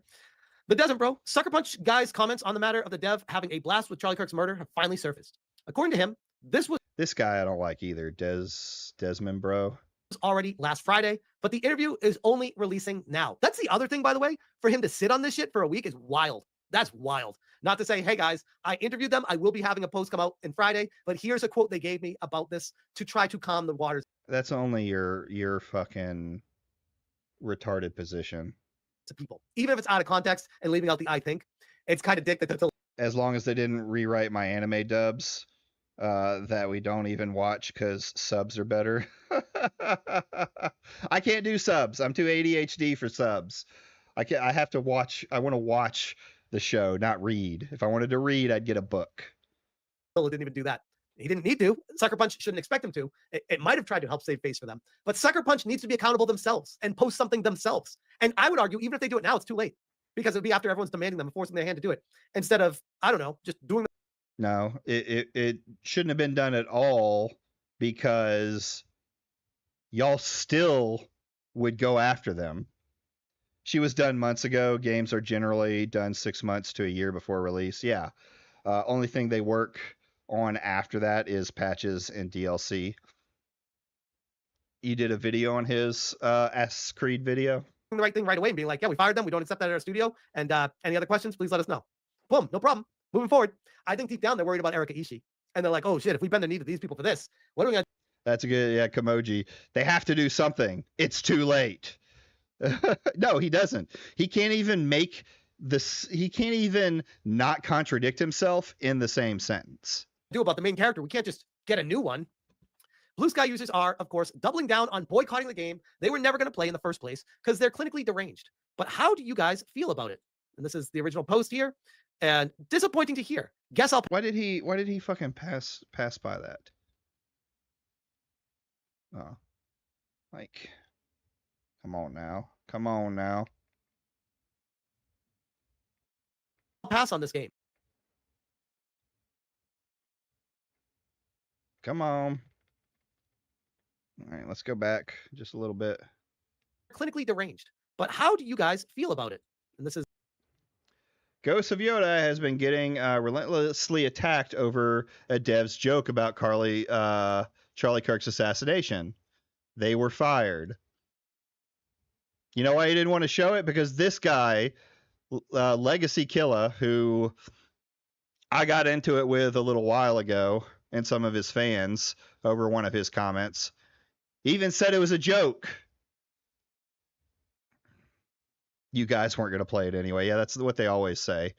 And now Sucker Punch co-founder has condemned it with a strong statement saying celebrating or making light of someone's murder is a deal breaker for us. Legacy Drops made a pretty decent statement here. I'm sorry. They condemned it with a strong statement. That's why he didn't want to say it. Is Legendary Drops, who I believe is bigger than Smash, has a pretty decent take of this if you're on the right side. He says it was a joke, and even this, it's just the facts. They're getting relentlessly attacked over a dev joke about Charlie Kirk's assassination. They were fired. That's just the facts of what happened. And now Sucker Punch condemned it with what they think, this is an opinion, strong statement saying celebrating or making light of someone's murder is a... That real quick. This is the original post here. And disappointing to hear. Guess I'll pass on this game.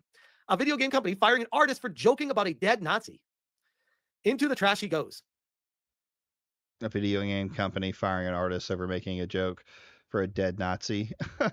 Unfortunately for them, referring to a Nazi with such a neutral term as somebody is a deal breaker for me.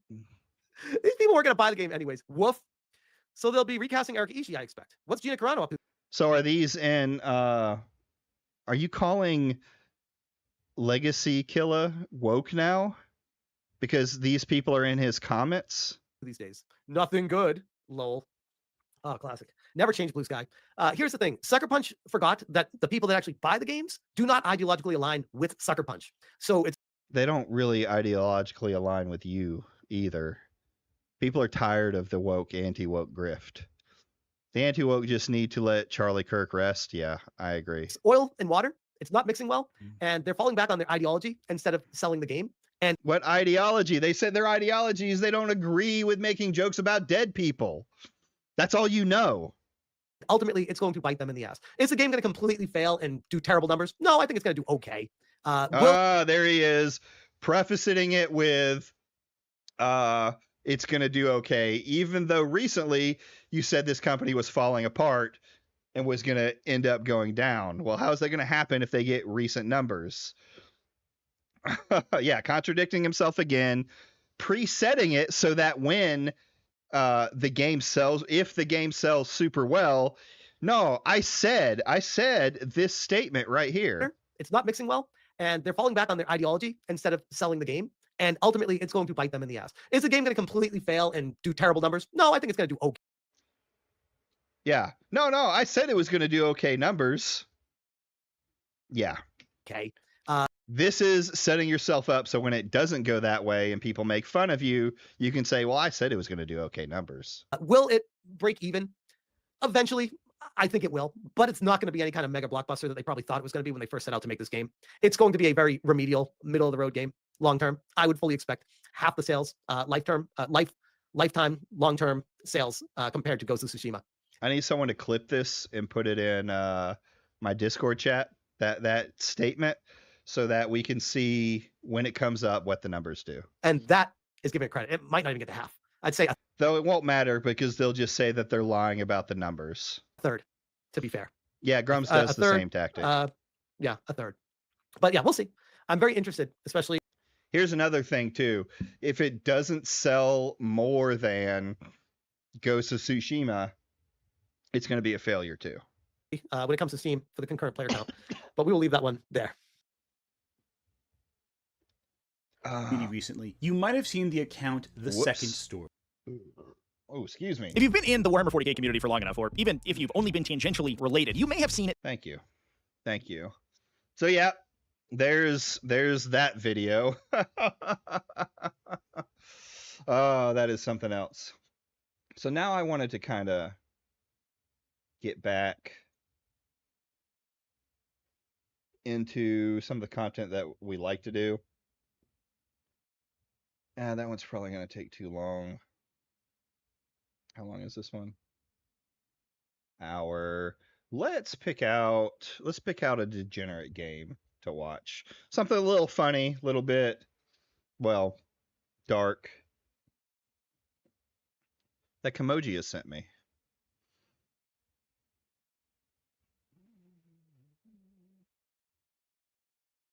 The FBI was trying to hide the trans link.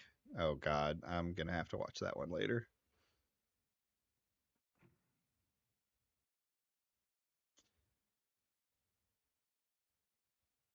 Oh, that's another one we need to go through sometime, is the recommended, not recommended.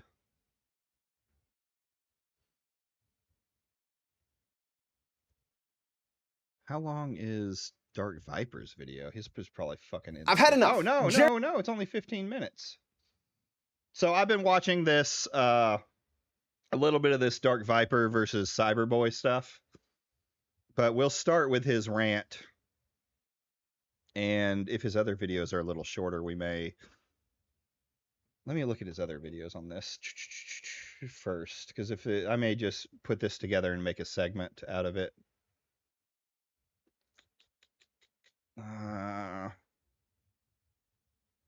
What's the deal with what? Cyberboy and Dark Viper? So Dark Viper, I guess, in this video, he got called out by somebody for a comment or something about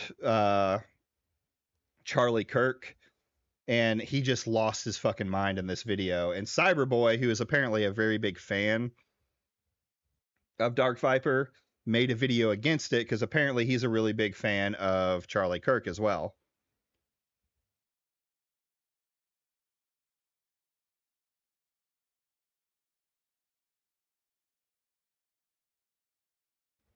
Yeah, he got really mad at Dark Viper.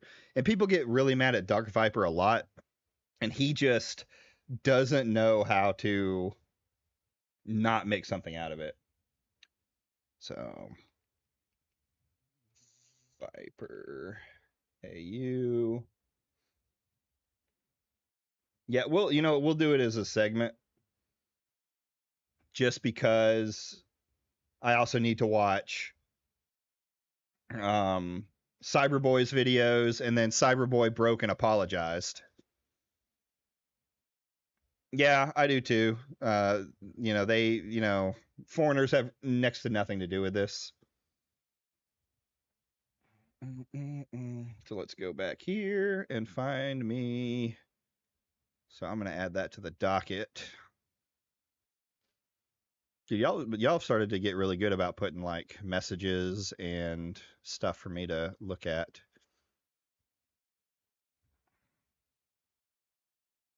By the way, if there's something you want me to react to or you want me to look at, then you can always go to our Discord. The link should still work in the bottom. And you can leave it in Feed the Pig. And even if I don't get to it immediately, I'll eventually come back to it. Like I might watch some of Sigma's videos just to see, even though I think Sigma has some interesting takes, we'll say.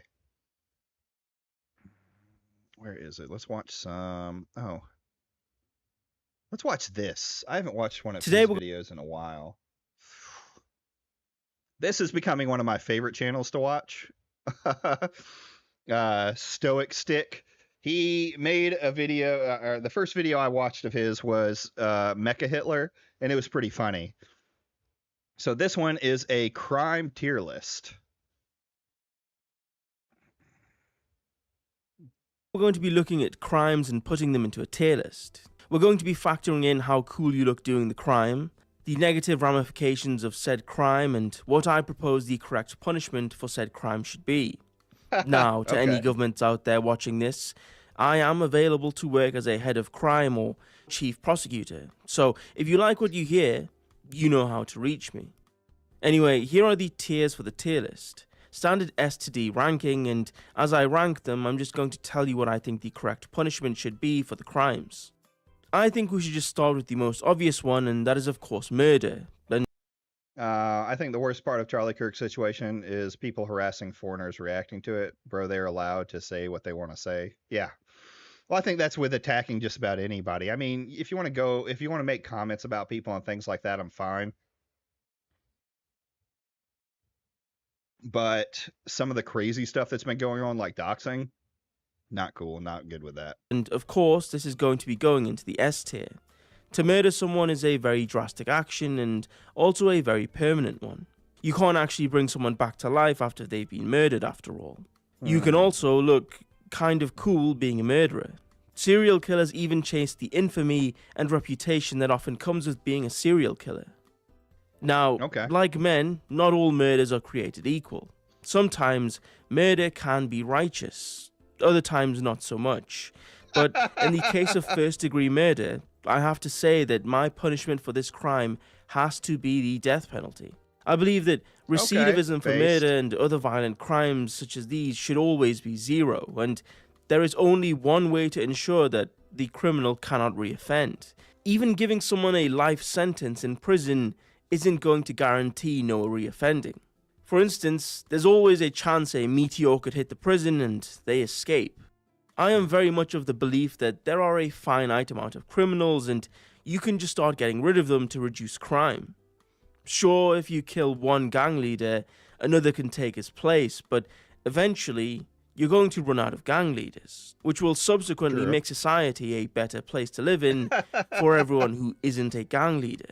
I don't know about that. I think it's a pretty safe. I hate to say it, like, no matter how many bad people you kill, there will be more bad people to take their place. S tier for the crime of murder, with the punishment being the death penalty. The next crime that we have will be identity fraud. Obviously a D tier crime. However, it's not D tier for the victims, as it can be the most damaging.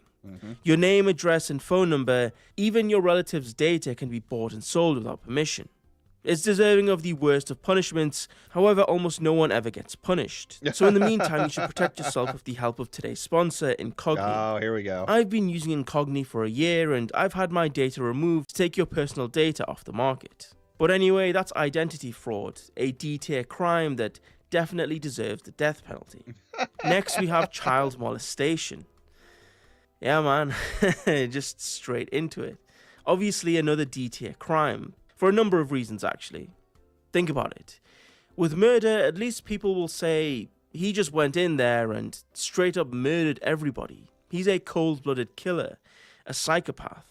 You can't exactly get the same kind of infamy for being a chomo. No one's going around saying, did you see that guy? He just straight up touched all those kids. Straight up molested them. Gets none of the hose. Not respectable whatsoever. Child molester. Yeah, no one is saying that. You're more likely to get thrown into a wood chipper. Also, with murder, at least the victim only has to suffer once and then it ends. With molestation, however, that's trauma. That's going to change the trajectory of those kids' lives forever. Not to mention that molested children are significantly more likely to go on and molest other kids. Another reason why I think that it's a D tier crime is the optics of the crime. Just imagine you're talking with a friend and they tell you, oh, you know, my uncle, he was actually a murderer. Yeah, we always knew he was a little crazy, but we couldn't have predicted that he would straight up kill someone. And in turn you respond, your uncle sounds kind of cool. Oh yeah, that's what I always say. All my uncle did was touch me inappropriately. Oh. Yeah, society isn't exactly kind to male victims of this type of abuse. It's kind of been made into a joke, actually. Yeah. If I told my friends I got molested, I can almost guarantee that they'd immediately start laughing because they thought I was joking. It's actually terrible, really. Anyway, I think that all chomos deserve to get the death penalty. Stop the cycle of abuse and prevent Oh, okay, I'm liking this video. Stoic Stick is pretty funny. His one on Mecha Hitler was just hilarious. Offending. And that's why I believe that child molestation is a D tier crime. Next up, we have littering. Now, you might be thinking, Death penalty. that's a little bit of a step back, right? Well, I have some pretty strong opinions about people who litter. Littering is another D tier crime, but I think I'm right in saying that the punishment for this should be the death penalty. Yes. If you litter, you should be put in front of a firing line. Or, if possible, an assortment of cruel and unusual punishments that ultimately lead to the death penalty. So torture too. Got it. I have a burning hatred for people who litter. It is the biggest sign of low intelligence. I literally cannot understand it. Dude, nothing pisses me off more when everyone's getting capped. Nothing pisses me off more when someone like throws trash out of their car. It's like, dude, just keep it in your car until you get home. It only takes a couple of people to completely ruin an entire area just by littering. I think people that litter should be struck with kinetic energy weapons. A 1-ton steel javelin should fall from the He's got a flat earth. heavens and dome you directly, instantly killing you if you litter. If the government would promise to immediately kill anyone who decided to litter and said they would enforce this by using mass surveillance, you know, I might have to indulge them. If Palantir just comes out and says, we're going to set up a surveillance system. Yes, littering is bad for the environment. Though, interesting fact about like plastics in the ocean and things like that. You know what the number one producer or the number one thing that causes plastics in the ocean? Anybody? It is tire dust. That's why the U.S. is one of the largest contributors of plastics in the ocean, is because all of that tire dust washes down into the ocean, and that's how we get it. Across every city and street in the country, but we will also kill everyone who litters. You know, I might have to take them up on the offer. Just imagine some idiot tips his garbage in the local forest, and all you hear is a whooshing noise, and instantly they're taken from this world. It would only take a couple of people for the effects to kick in, and immediately life gets better for literally everyone. I would also be willing to extend this to people who don't return their shopping carts, but I think we need to focus first on implementing it for those who litter. So yes, that's why littering is in the D tier and also carries the punishment of the death penalty. Next crime that we have is theft, and I'm going to be putting it into the C tier. Not as egregious as the littering crime, possibly because there are fewer victims at any given time. There are two types of theft. Type 1 is the low intelligence crimes of opportunity, and Type 2 is the planned heist type thefts. If you're going around stealing people's bikes or shoplifting, that's lower a crime. That's Type 1. It's low skill and doesn't really require much executive function. It's more just cave brain, I want, so I take. Type 2 is more the bank robberies and to an extent certain home invasions. There's a lot more risk in Type 2, and if you're generally stupid, you're more likely to be killed, so won't really last very long being a stupid Type 2 thief. Regardless though, the punishment for both of these crimes will have to be the death penalty. I mean, it's gonna all be the death penalty. I'm partial to the idea of chopping hands, but then again, you're just creating a bunch of dependence on the social system that you don't really want. That's a good Plus, point. That's a good some point. studies show that only about 1% of the population are responsible for around 60% of the thefts. And if Oh no. they were removed, the improvements to the lives of the 99% would be very material, and social trust would be improved drastically. So I think we should give them a helping hand by chopping theirs off. I'm just kidding. We're going to kill them. We're going to kill them. That's fair. That's fair. a very deserved C tier for theft, and a deserved death penalty too. Next crime that we have is tax evasion. The government's probably watching this video, so I'm going to have to put it in the D tier just to let them know how much I disagree with tax evasion. And here it is, and oops, I accidentally slipped it into the A tier. Based. Well, what can you do, I guess? A tier it is. Tax Taxation evasion is theft. is a victimless crime. It's not like the government doesn't just print any shortfalls that may arise, so who really cares? And even if you fraudulently claim that you have zero taxes to pay, that doesn't necessarily mean that you will pay no taxes. You might think that you only pay 20 to 25% of your income to taxes if you're on the lower end of the pay scale, but that percentage doesn't include the amount of taxes that you pay with your post-income tax.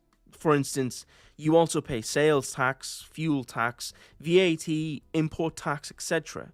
So if you take the 80% post-tax income you have, which is a conservative estimate, and add all the hidden/bonus taxes that you pay, you're looking more at a 30 to 40% effective tax rate on even the lowest earners in society.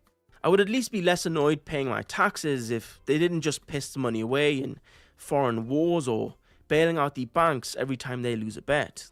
So, This one should have with been all S that in tier. mind, we have to be fair but stern. And I think the appropriate punishment for the crime of tax evasion should be 1 hour of community service. But I'll also make it optional. Who can say that stoic stick is not a just ruler? No one. This of course only applies to individuals. The punishment for banks and multinational corporations for tax evasion is far more severe. I'll take a page out of the Chinese Communist Party's book and execute the entire C-suite for charges of corruption and tax evasion. That's People funny. shit on China a lot, sometimes deservedly so, but let me tell you, they definitely know a thing about curtailing white-collar crimes and corruption. So yeah, tax evasion. I mean, he's not wrong. A-tier crime. Punishment varies by offender. Up next, we have drug-related offences. I'm going to group them up because they're mostly just the same. Drug trafficking, manufacturing, possession with intent to supply, etc. I think it's obvious that drug traffickers should get the death penalty. Some people might counter this by saying the war on drugs, yada yada yada, but the American war on drugs was stupid and a front to just funnel money into the military-industrial complex whilst Yeah. the CIA got rich on cocaine. Lee Kuan Yew, the former Prime Minister of Singapore, managed to almost completely eradicate drug trafficking in a very short time period. His quote actually perfectly sums up why the death penalty is necessary. Quote, "They assume that if you're kind to drug peddlers, you build a better society. If you enter Singapore with kilos of drugs, it will Yeah, destroy that's thousands insane. of families. When the daughter or son becomes an addict, you are killing that family every day for years and years. Against thousands of such deaths, one death is too kind." And he is 100% right. The allure of easy drug money I don't know about that, but yeah, when it comes to like the war on drugs, even the DARE program that was around as a kid introduced kids to more drugs than they would have ever found on their own. Yeah, the majority of cocaine came in from the CIA. They pushed the crack industries into major cities and things like that, especially amongst black communities. And the war on drugs has done nothing to curtail drugs coming into the United States. quickly dissipates when you're unlikely to be able to spend any of it because you're going to die. And Singapore's drug trafficking laws weren't even that strict, to be honest. At its height, you were allowed to possess under 2 grams of coke and you were completely fine. Over 2 grams and you were presumed to be trafficking, and over 30 grams was a mandatory death penalty. So the people who actually used drugs for personal use weren't even the primary targets. And fast forward to today, Singapore only has a 2.3% lifetime drug usage rate compared to 25% in America and higher in Europe. They also have fewer homeless people, less drug-related crimes, etc. With all that being said, being a drug trafficker does take some skill. You need to be violent and intelligent if you aren't going to just lose all Yeah, don't worry, we'll blame Mexico and Canada because we have to fix the problem. That's right. Simon, if you're still on chat, you're the problem because of all the drugs that come from Canada. your turf or get caught. And for those reasons, I'm going to be putting it in the B tier, and also why I believe the death penalty is necessary. Next up, we have disorderly conduct. Now, what I mean by this is non-violent public offences. Being loud in public, smoking in no smoking areas, disrupting traffic, etc. Now, these are crimes that obviously Death penalty. are more annoying than they are harmful, but it's stuff that no one can really be bothered to deal with. Like, imagine you're on the metro home and there's a crackhead in the corner, breakdancing or being loud or whatever. Just being intimidating and all around a nuisance. I think that we should force these people to do hard labor, breaking rocks, etc. Get all that boundless energy out of them and put them to use at least. Because the last thing that anyone wants to deal with after a long shift at their shitty job, on the shitty metro, back to their shitty apartment, is an encounter with an unemployed homeless man swinging around on the handrails. And most of the time they aren't even going anywhere, they are just there to harass people because they're bored. For these reasons, I'm going to be putting disorderly conduct in the C tier. Because as annoying as it is, at least they aren't going around stabbing people. So, you know, it could be worse. Disorderly conduct is going into the C tier, and the punishment is going to be years of hard labor. The final crime that we're going to be looking at is state crimes. Treason, corruption, espionage, etc. Yeah, these are the big boys when it comes to crime. Usually these are the crimes that will get you to make international headlines, as well as a private trip to a CIA black site, Russian gulag, or Chinese re-education center. These criminals have existed for millennia, and have drastically altered the course of history through their deceptions. Countries, kingdoms, even empires have fallen or risen on the backs of these types of criminals. So obviously this crime is going to be going into the S tier. It's probably Trump's family that we're supplying, yeah. Yeah, I think the problem with forcing people to contribute to society, because we already do that in a way, where, they'll go clean streets and stuff like that, those that meet the certain standard. Problem with the prison systems that we have now in America is because of the way they have been done, there are programs to try and get people like certifications and stuff. But the way that prison has been for so long is it's become to the point that if you want to go do that, you're a black man or something like that, and you want to better yourself, they will, the other gang members will kill you for those kind of stuff. Like, they don't like people moving up and out and trying to make better for themselves. That's not a racist statement. That's amongst any criminal group. I mean, and maybe it's a little racist, but but yeah, it's kind of a fucked system right now. Honestly, if you're going to betray your country, this is probably the best way to do it. Leaking classified documents to the enemy, or stealing and transporting nuclear material to aid a foreign government in their plans for a nuclear weapon probably takes the cake for ultimate treason. Yeah, that's just how gangs work, but... And it probably goes without saying that the punishment for this crime will have to be the death penalty. You can't be lenient when it comes to treachery because it's the most damaging crime for the state/government. And it's also a crime that you cannot anticipate. But you cannot be betrayed by your enemies, only by your friends. So you have to take a hard line on these things. But anyway, state crimes, S tier ranking, and the punishment has to be the death penalty. Anyway, that's all we have for the crime tier list. Thanks again to Incogni for sponsoring the video. Make sure to check the link. So basically kill everybody, especially people who litter. Got it. Oh, and tax evasion. That's always a good thing.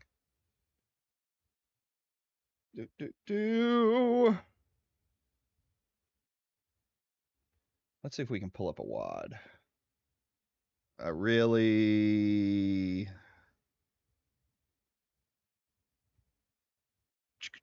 God, I've got so much anti-woke stuff in here that I need to go over. Celebrate our proven sheet. I should have put these things into a...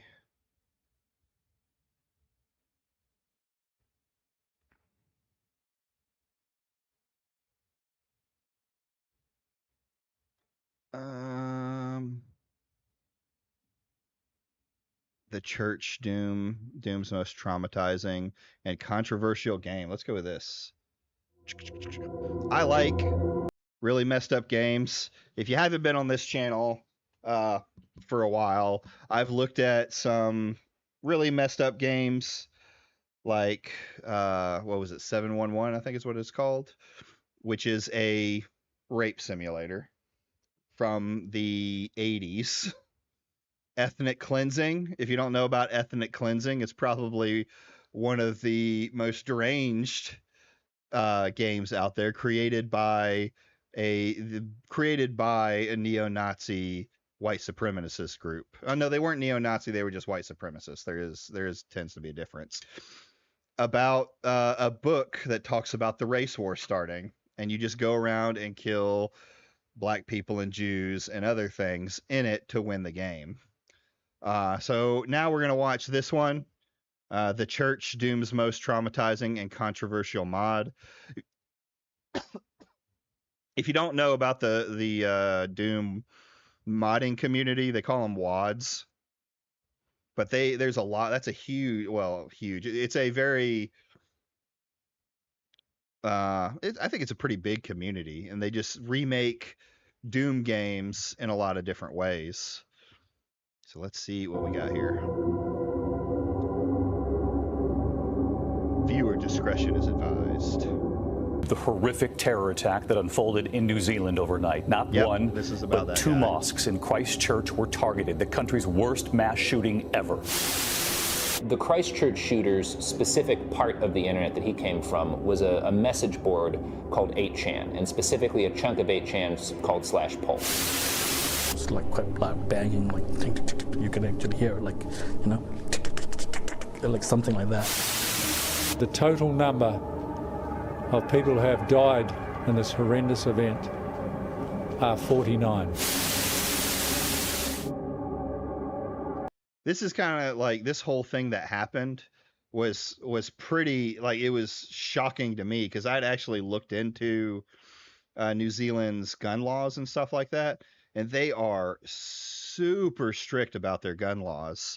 So the fact that this kid was able to get oh,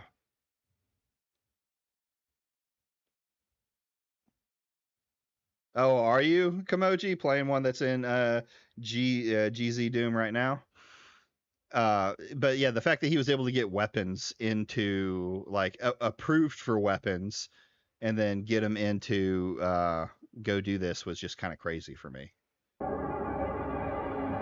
The 15th of March 2019, one of the most, if not the most impacting and disturbing incident in recent history, one that would go on and inspire 6 different mass shootings across the entire world, happened in the east coast of New Zealand, in the city of Christchurch.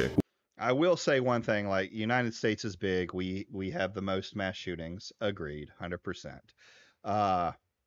It can happen in other countries, even ones with tight gun laws. Where 28-year-old Brenton Tarrison Tarrant murdered in cold blood 51 people for no apparent reason, other than having different beliefs. Back in October, I made a video about the Columbine High School massacre, and how that incident was inspired by the video game Doom, as the perpetrator behind Columbine, that being Eric Harris, was an avid fan of the game, making several WODs on Doom 2, naming the weapons he used in the shooting like characters found on the Doom novels, and even making a WOD that was a one-on-one recreation of the entire school, that WOD being realdoom.wod, a place where he would practice his plan over and over until the day it was executed. In that video, there was a comment that piqued my interest a lot. In quotes, "I also remember there used to be a Christchurch mosque WOD, but I do not know if it's around anymore. more. Upon reading that, I went to Google and began my search. And after digging for quite a while,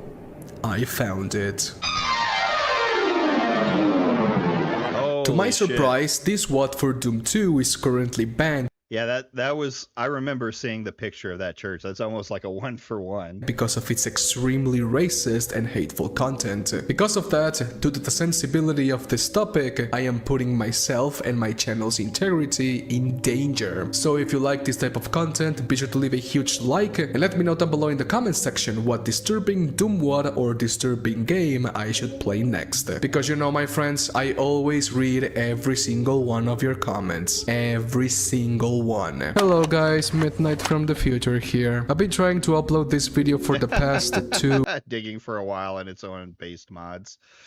Yeah, I mean, we all know how YouTubers talk about digging for a while. weeks, but YouTube thinks it's very controversial and disturbing, so yeah, please leave a like, that would be fantastic, thank you. With that being said, let's download the WOT file from this banned site, drag it into GC Doom, and dive straight back into hell. But before we get into this madness, this video was sponsored by Manscaped. I think we can all agree that the ultimate male fan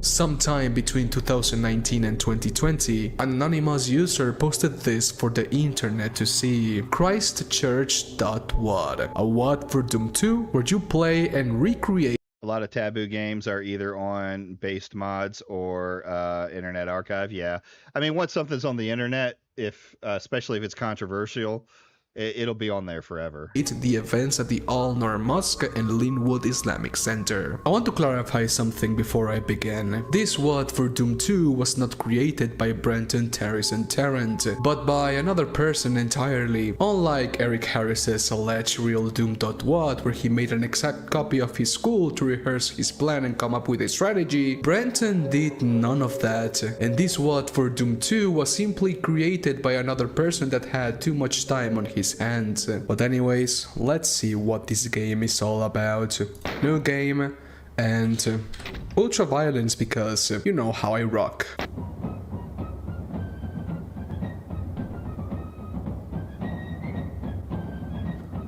Huh.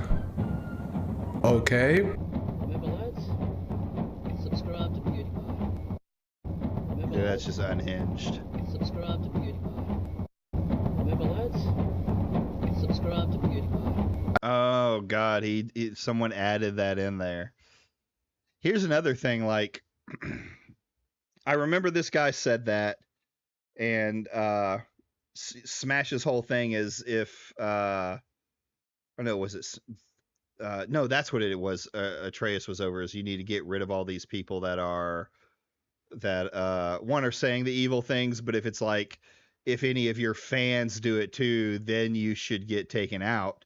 But should PewDiePie have gotten taken down because this guy said subscribe to PewDiePie? I still remember this like if it was yesterday. I arrived home from college, got a meal, and got into my PC right away. You know, your typical day when you live with your parents. When all of a sudden, a friend of mine started freaking out about what was happening and sent a link to our group chat. A link that sent me to a live stream of someone getting out of a car with a shotgun and shooting directly at a multitude of people while saying, subscribe to PewDiePie. That was the first thing I saw of the live stream, and the last, as I cannot stand that kind of thing. I later knew that the live stream was taken down multiple times from multiple websites, yet the whole thing was live streamed on Facebook, the entire 29 minutes of it. The video was spread around so fast that Facebook had to delete over 1.5 million mirror videos from its platform. I guess this is the whole map. I mean, I cannot go to the street. I can run this way, but there's nothing we can...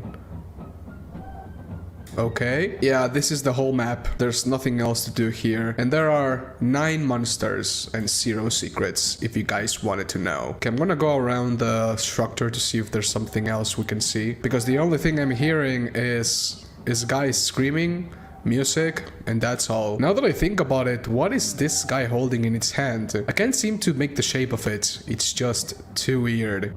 It looks like it could be some form, like he tried to recreate an AR.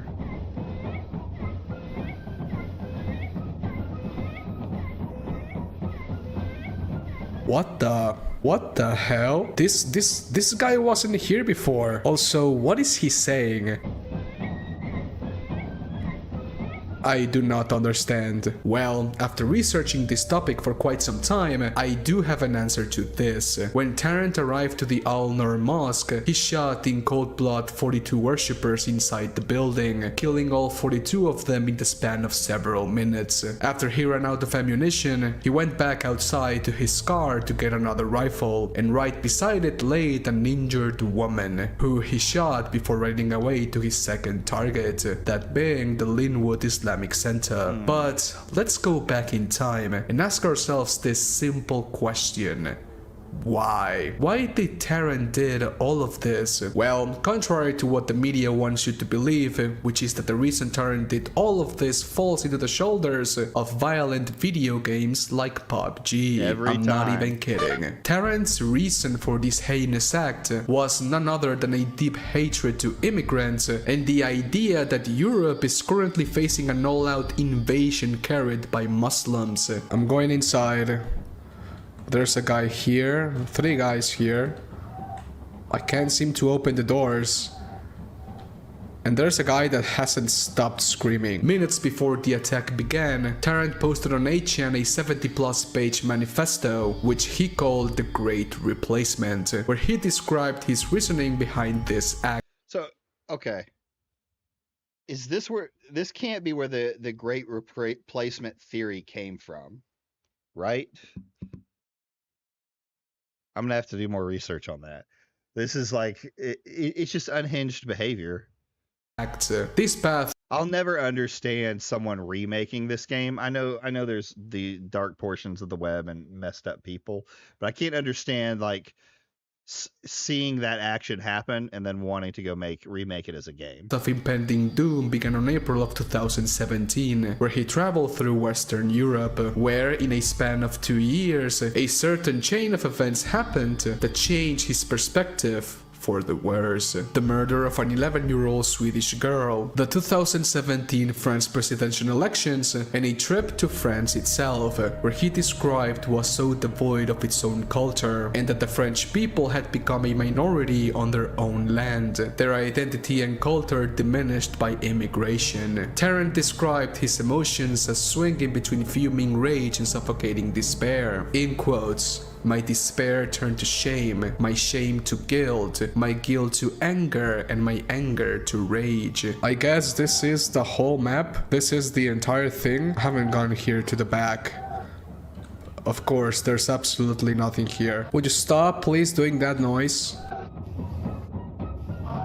Now, I could just go on and explain the entirety of the 70+ page manifesto, but if I did that, this video would be hours long. So, what I want you to understand is that Tarrant, in a span of a couple of years and several trips to different countries and continents, deranged himself into being obsessed with 2 things: race and historic conflict. Now, I'm Mexican, and the only place I've ever been to other than Mexico is the United States. And truth be told, I've never understood why some people have such a big problem if someone looks different than themselves or have different beliefs. I believe that if someone is not damaging anyone in any way, they should be left alone. Because at the end of the day, even if we look different, speak different, and think different, we are all humans, and we all pee and poo the same way. The level states that there are 9 monsters in it, and well, here they are.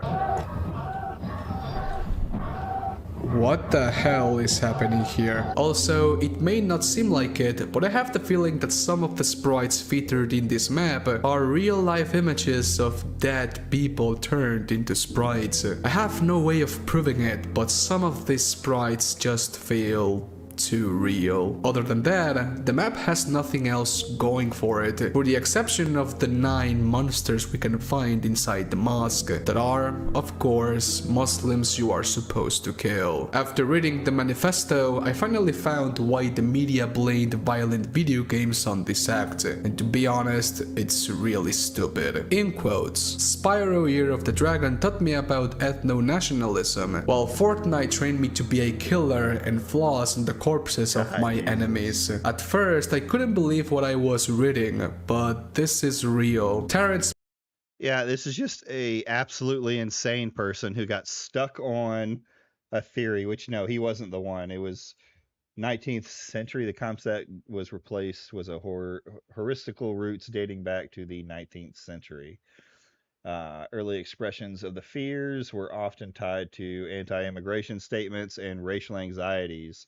For instance, British Australians and other Charles Pearson warned in 1892 about the potential displacement of white populations due to immigration. Manifesto is up there with Eric Harris's journal. It's some of the most insane and narcissistic pieces of human insight you will ever read. And if I had to describe it with one word, that would be unhinged. But I guess that's it. You cannot open the door. You can't do anything.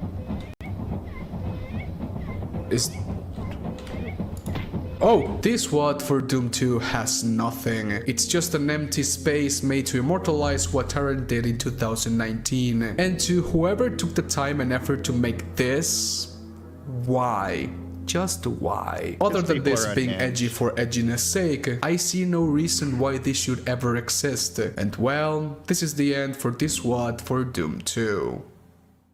Or is it? To understand the scope of this act, we must know that up to this point in time, New Zealand had experienced acts of terror as an spectator to other countries, rather than living it itself. And this single act, which lasted for 30 minutes, was the single largest loss of life to terror in its history. And worst thing of all is that this act inspired 6 different mass shootings across the world. 9 days after the attack, a mosque at Escondido, California was set on fire. A month after the attack, a mass shooting took place in Poway, California, with the perpetrator being a member of the HN's Paul board. The 2019 El Paso Walmart shooting was also inspired by Christ Church, with the perpetrator posting his manifesto on HN's Paul board before the attack. The Beirum, Norway shooter, with the perpetrator streaming his attack on Facebook and referred to Tarrant as a... Some of the guys that are complaining about like left wings are the only ones that do violence. No, crazy right wingers exist too, and the Great Replacement theory is a very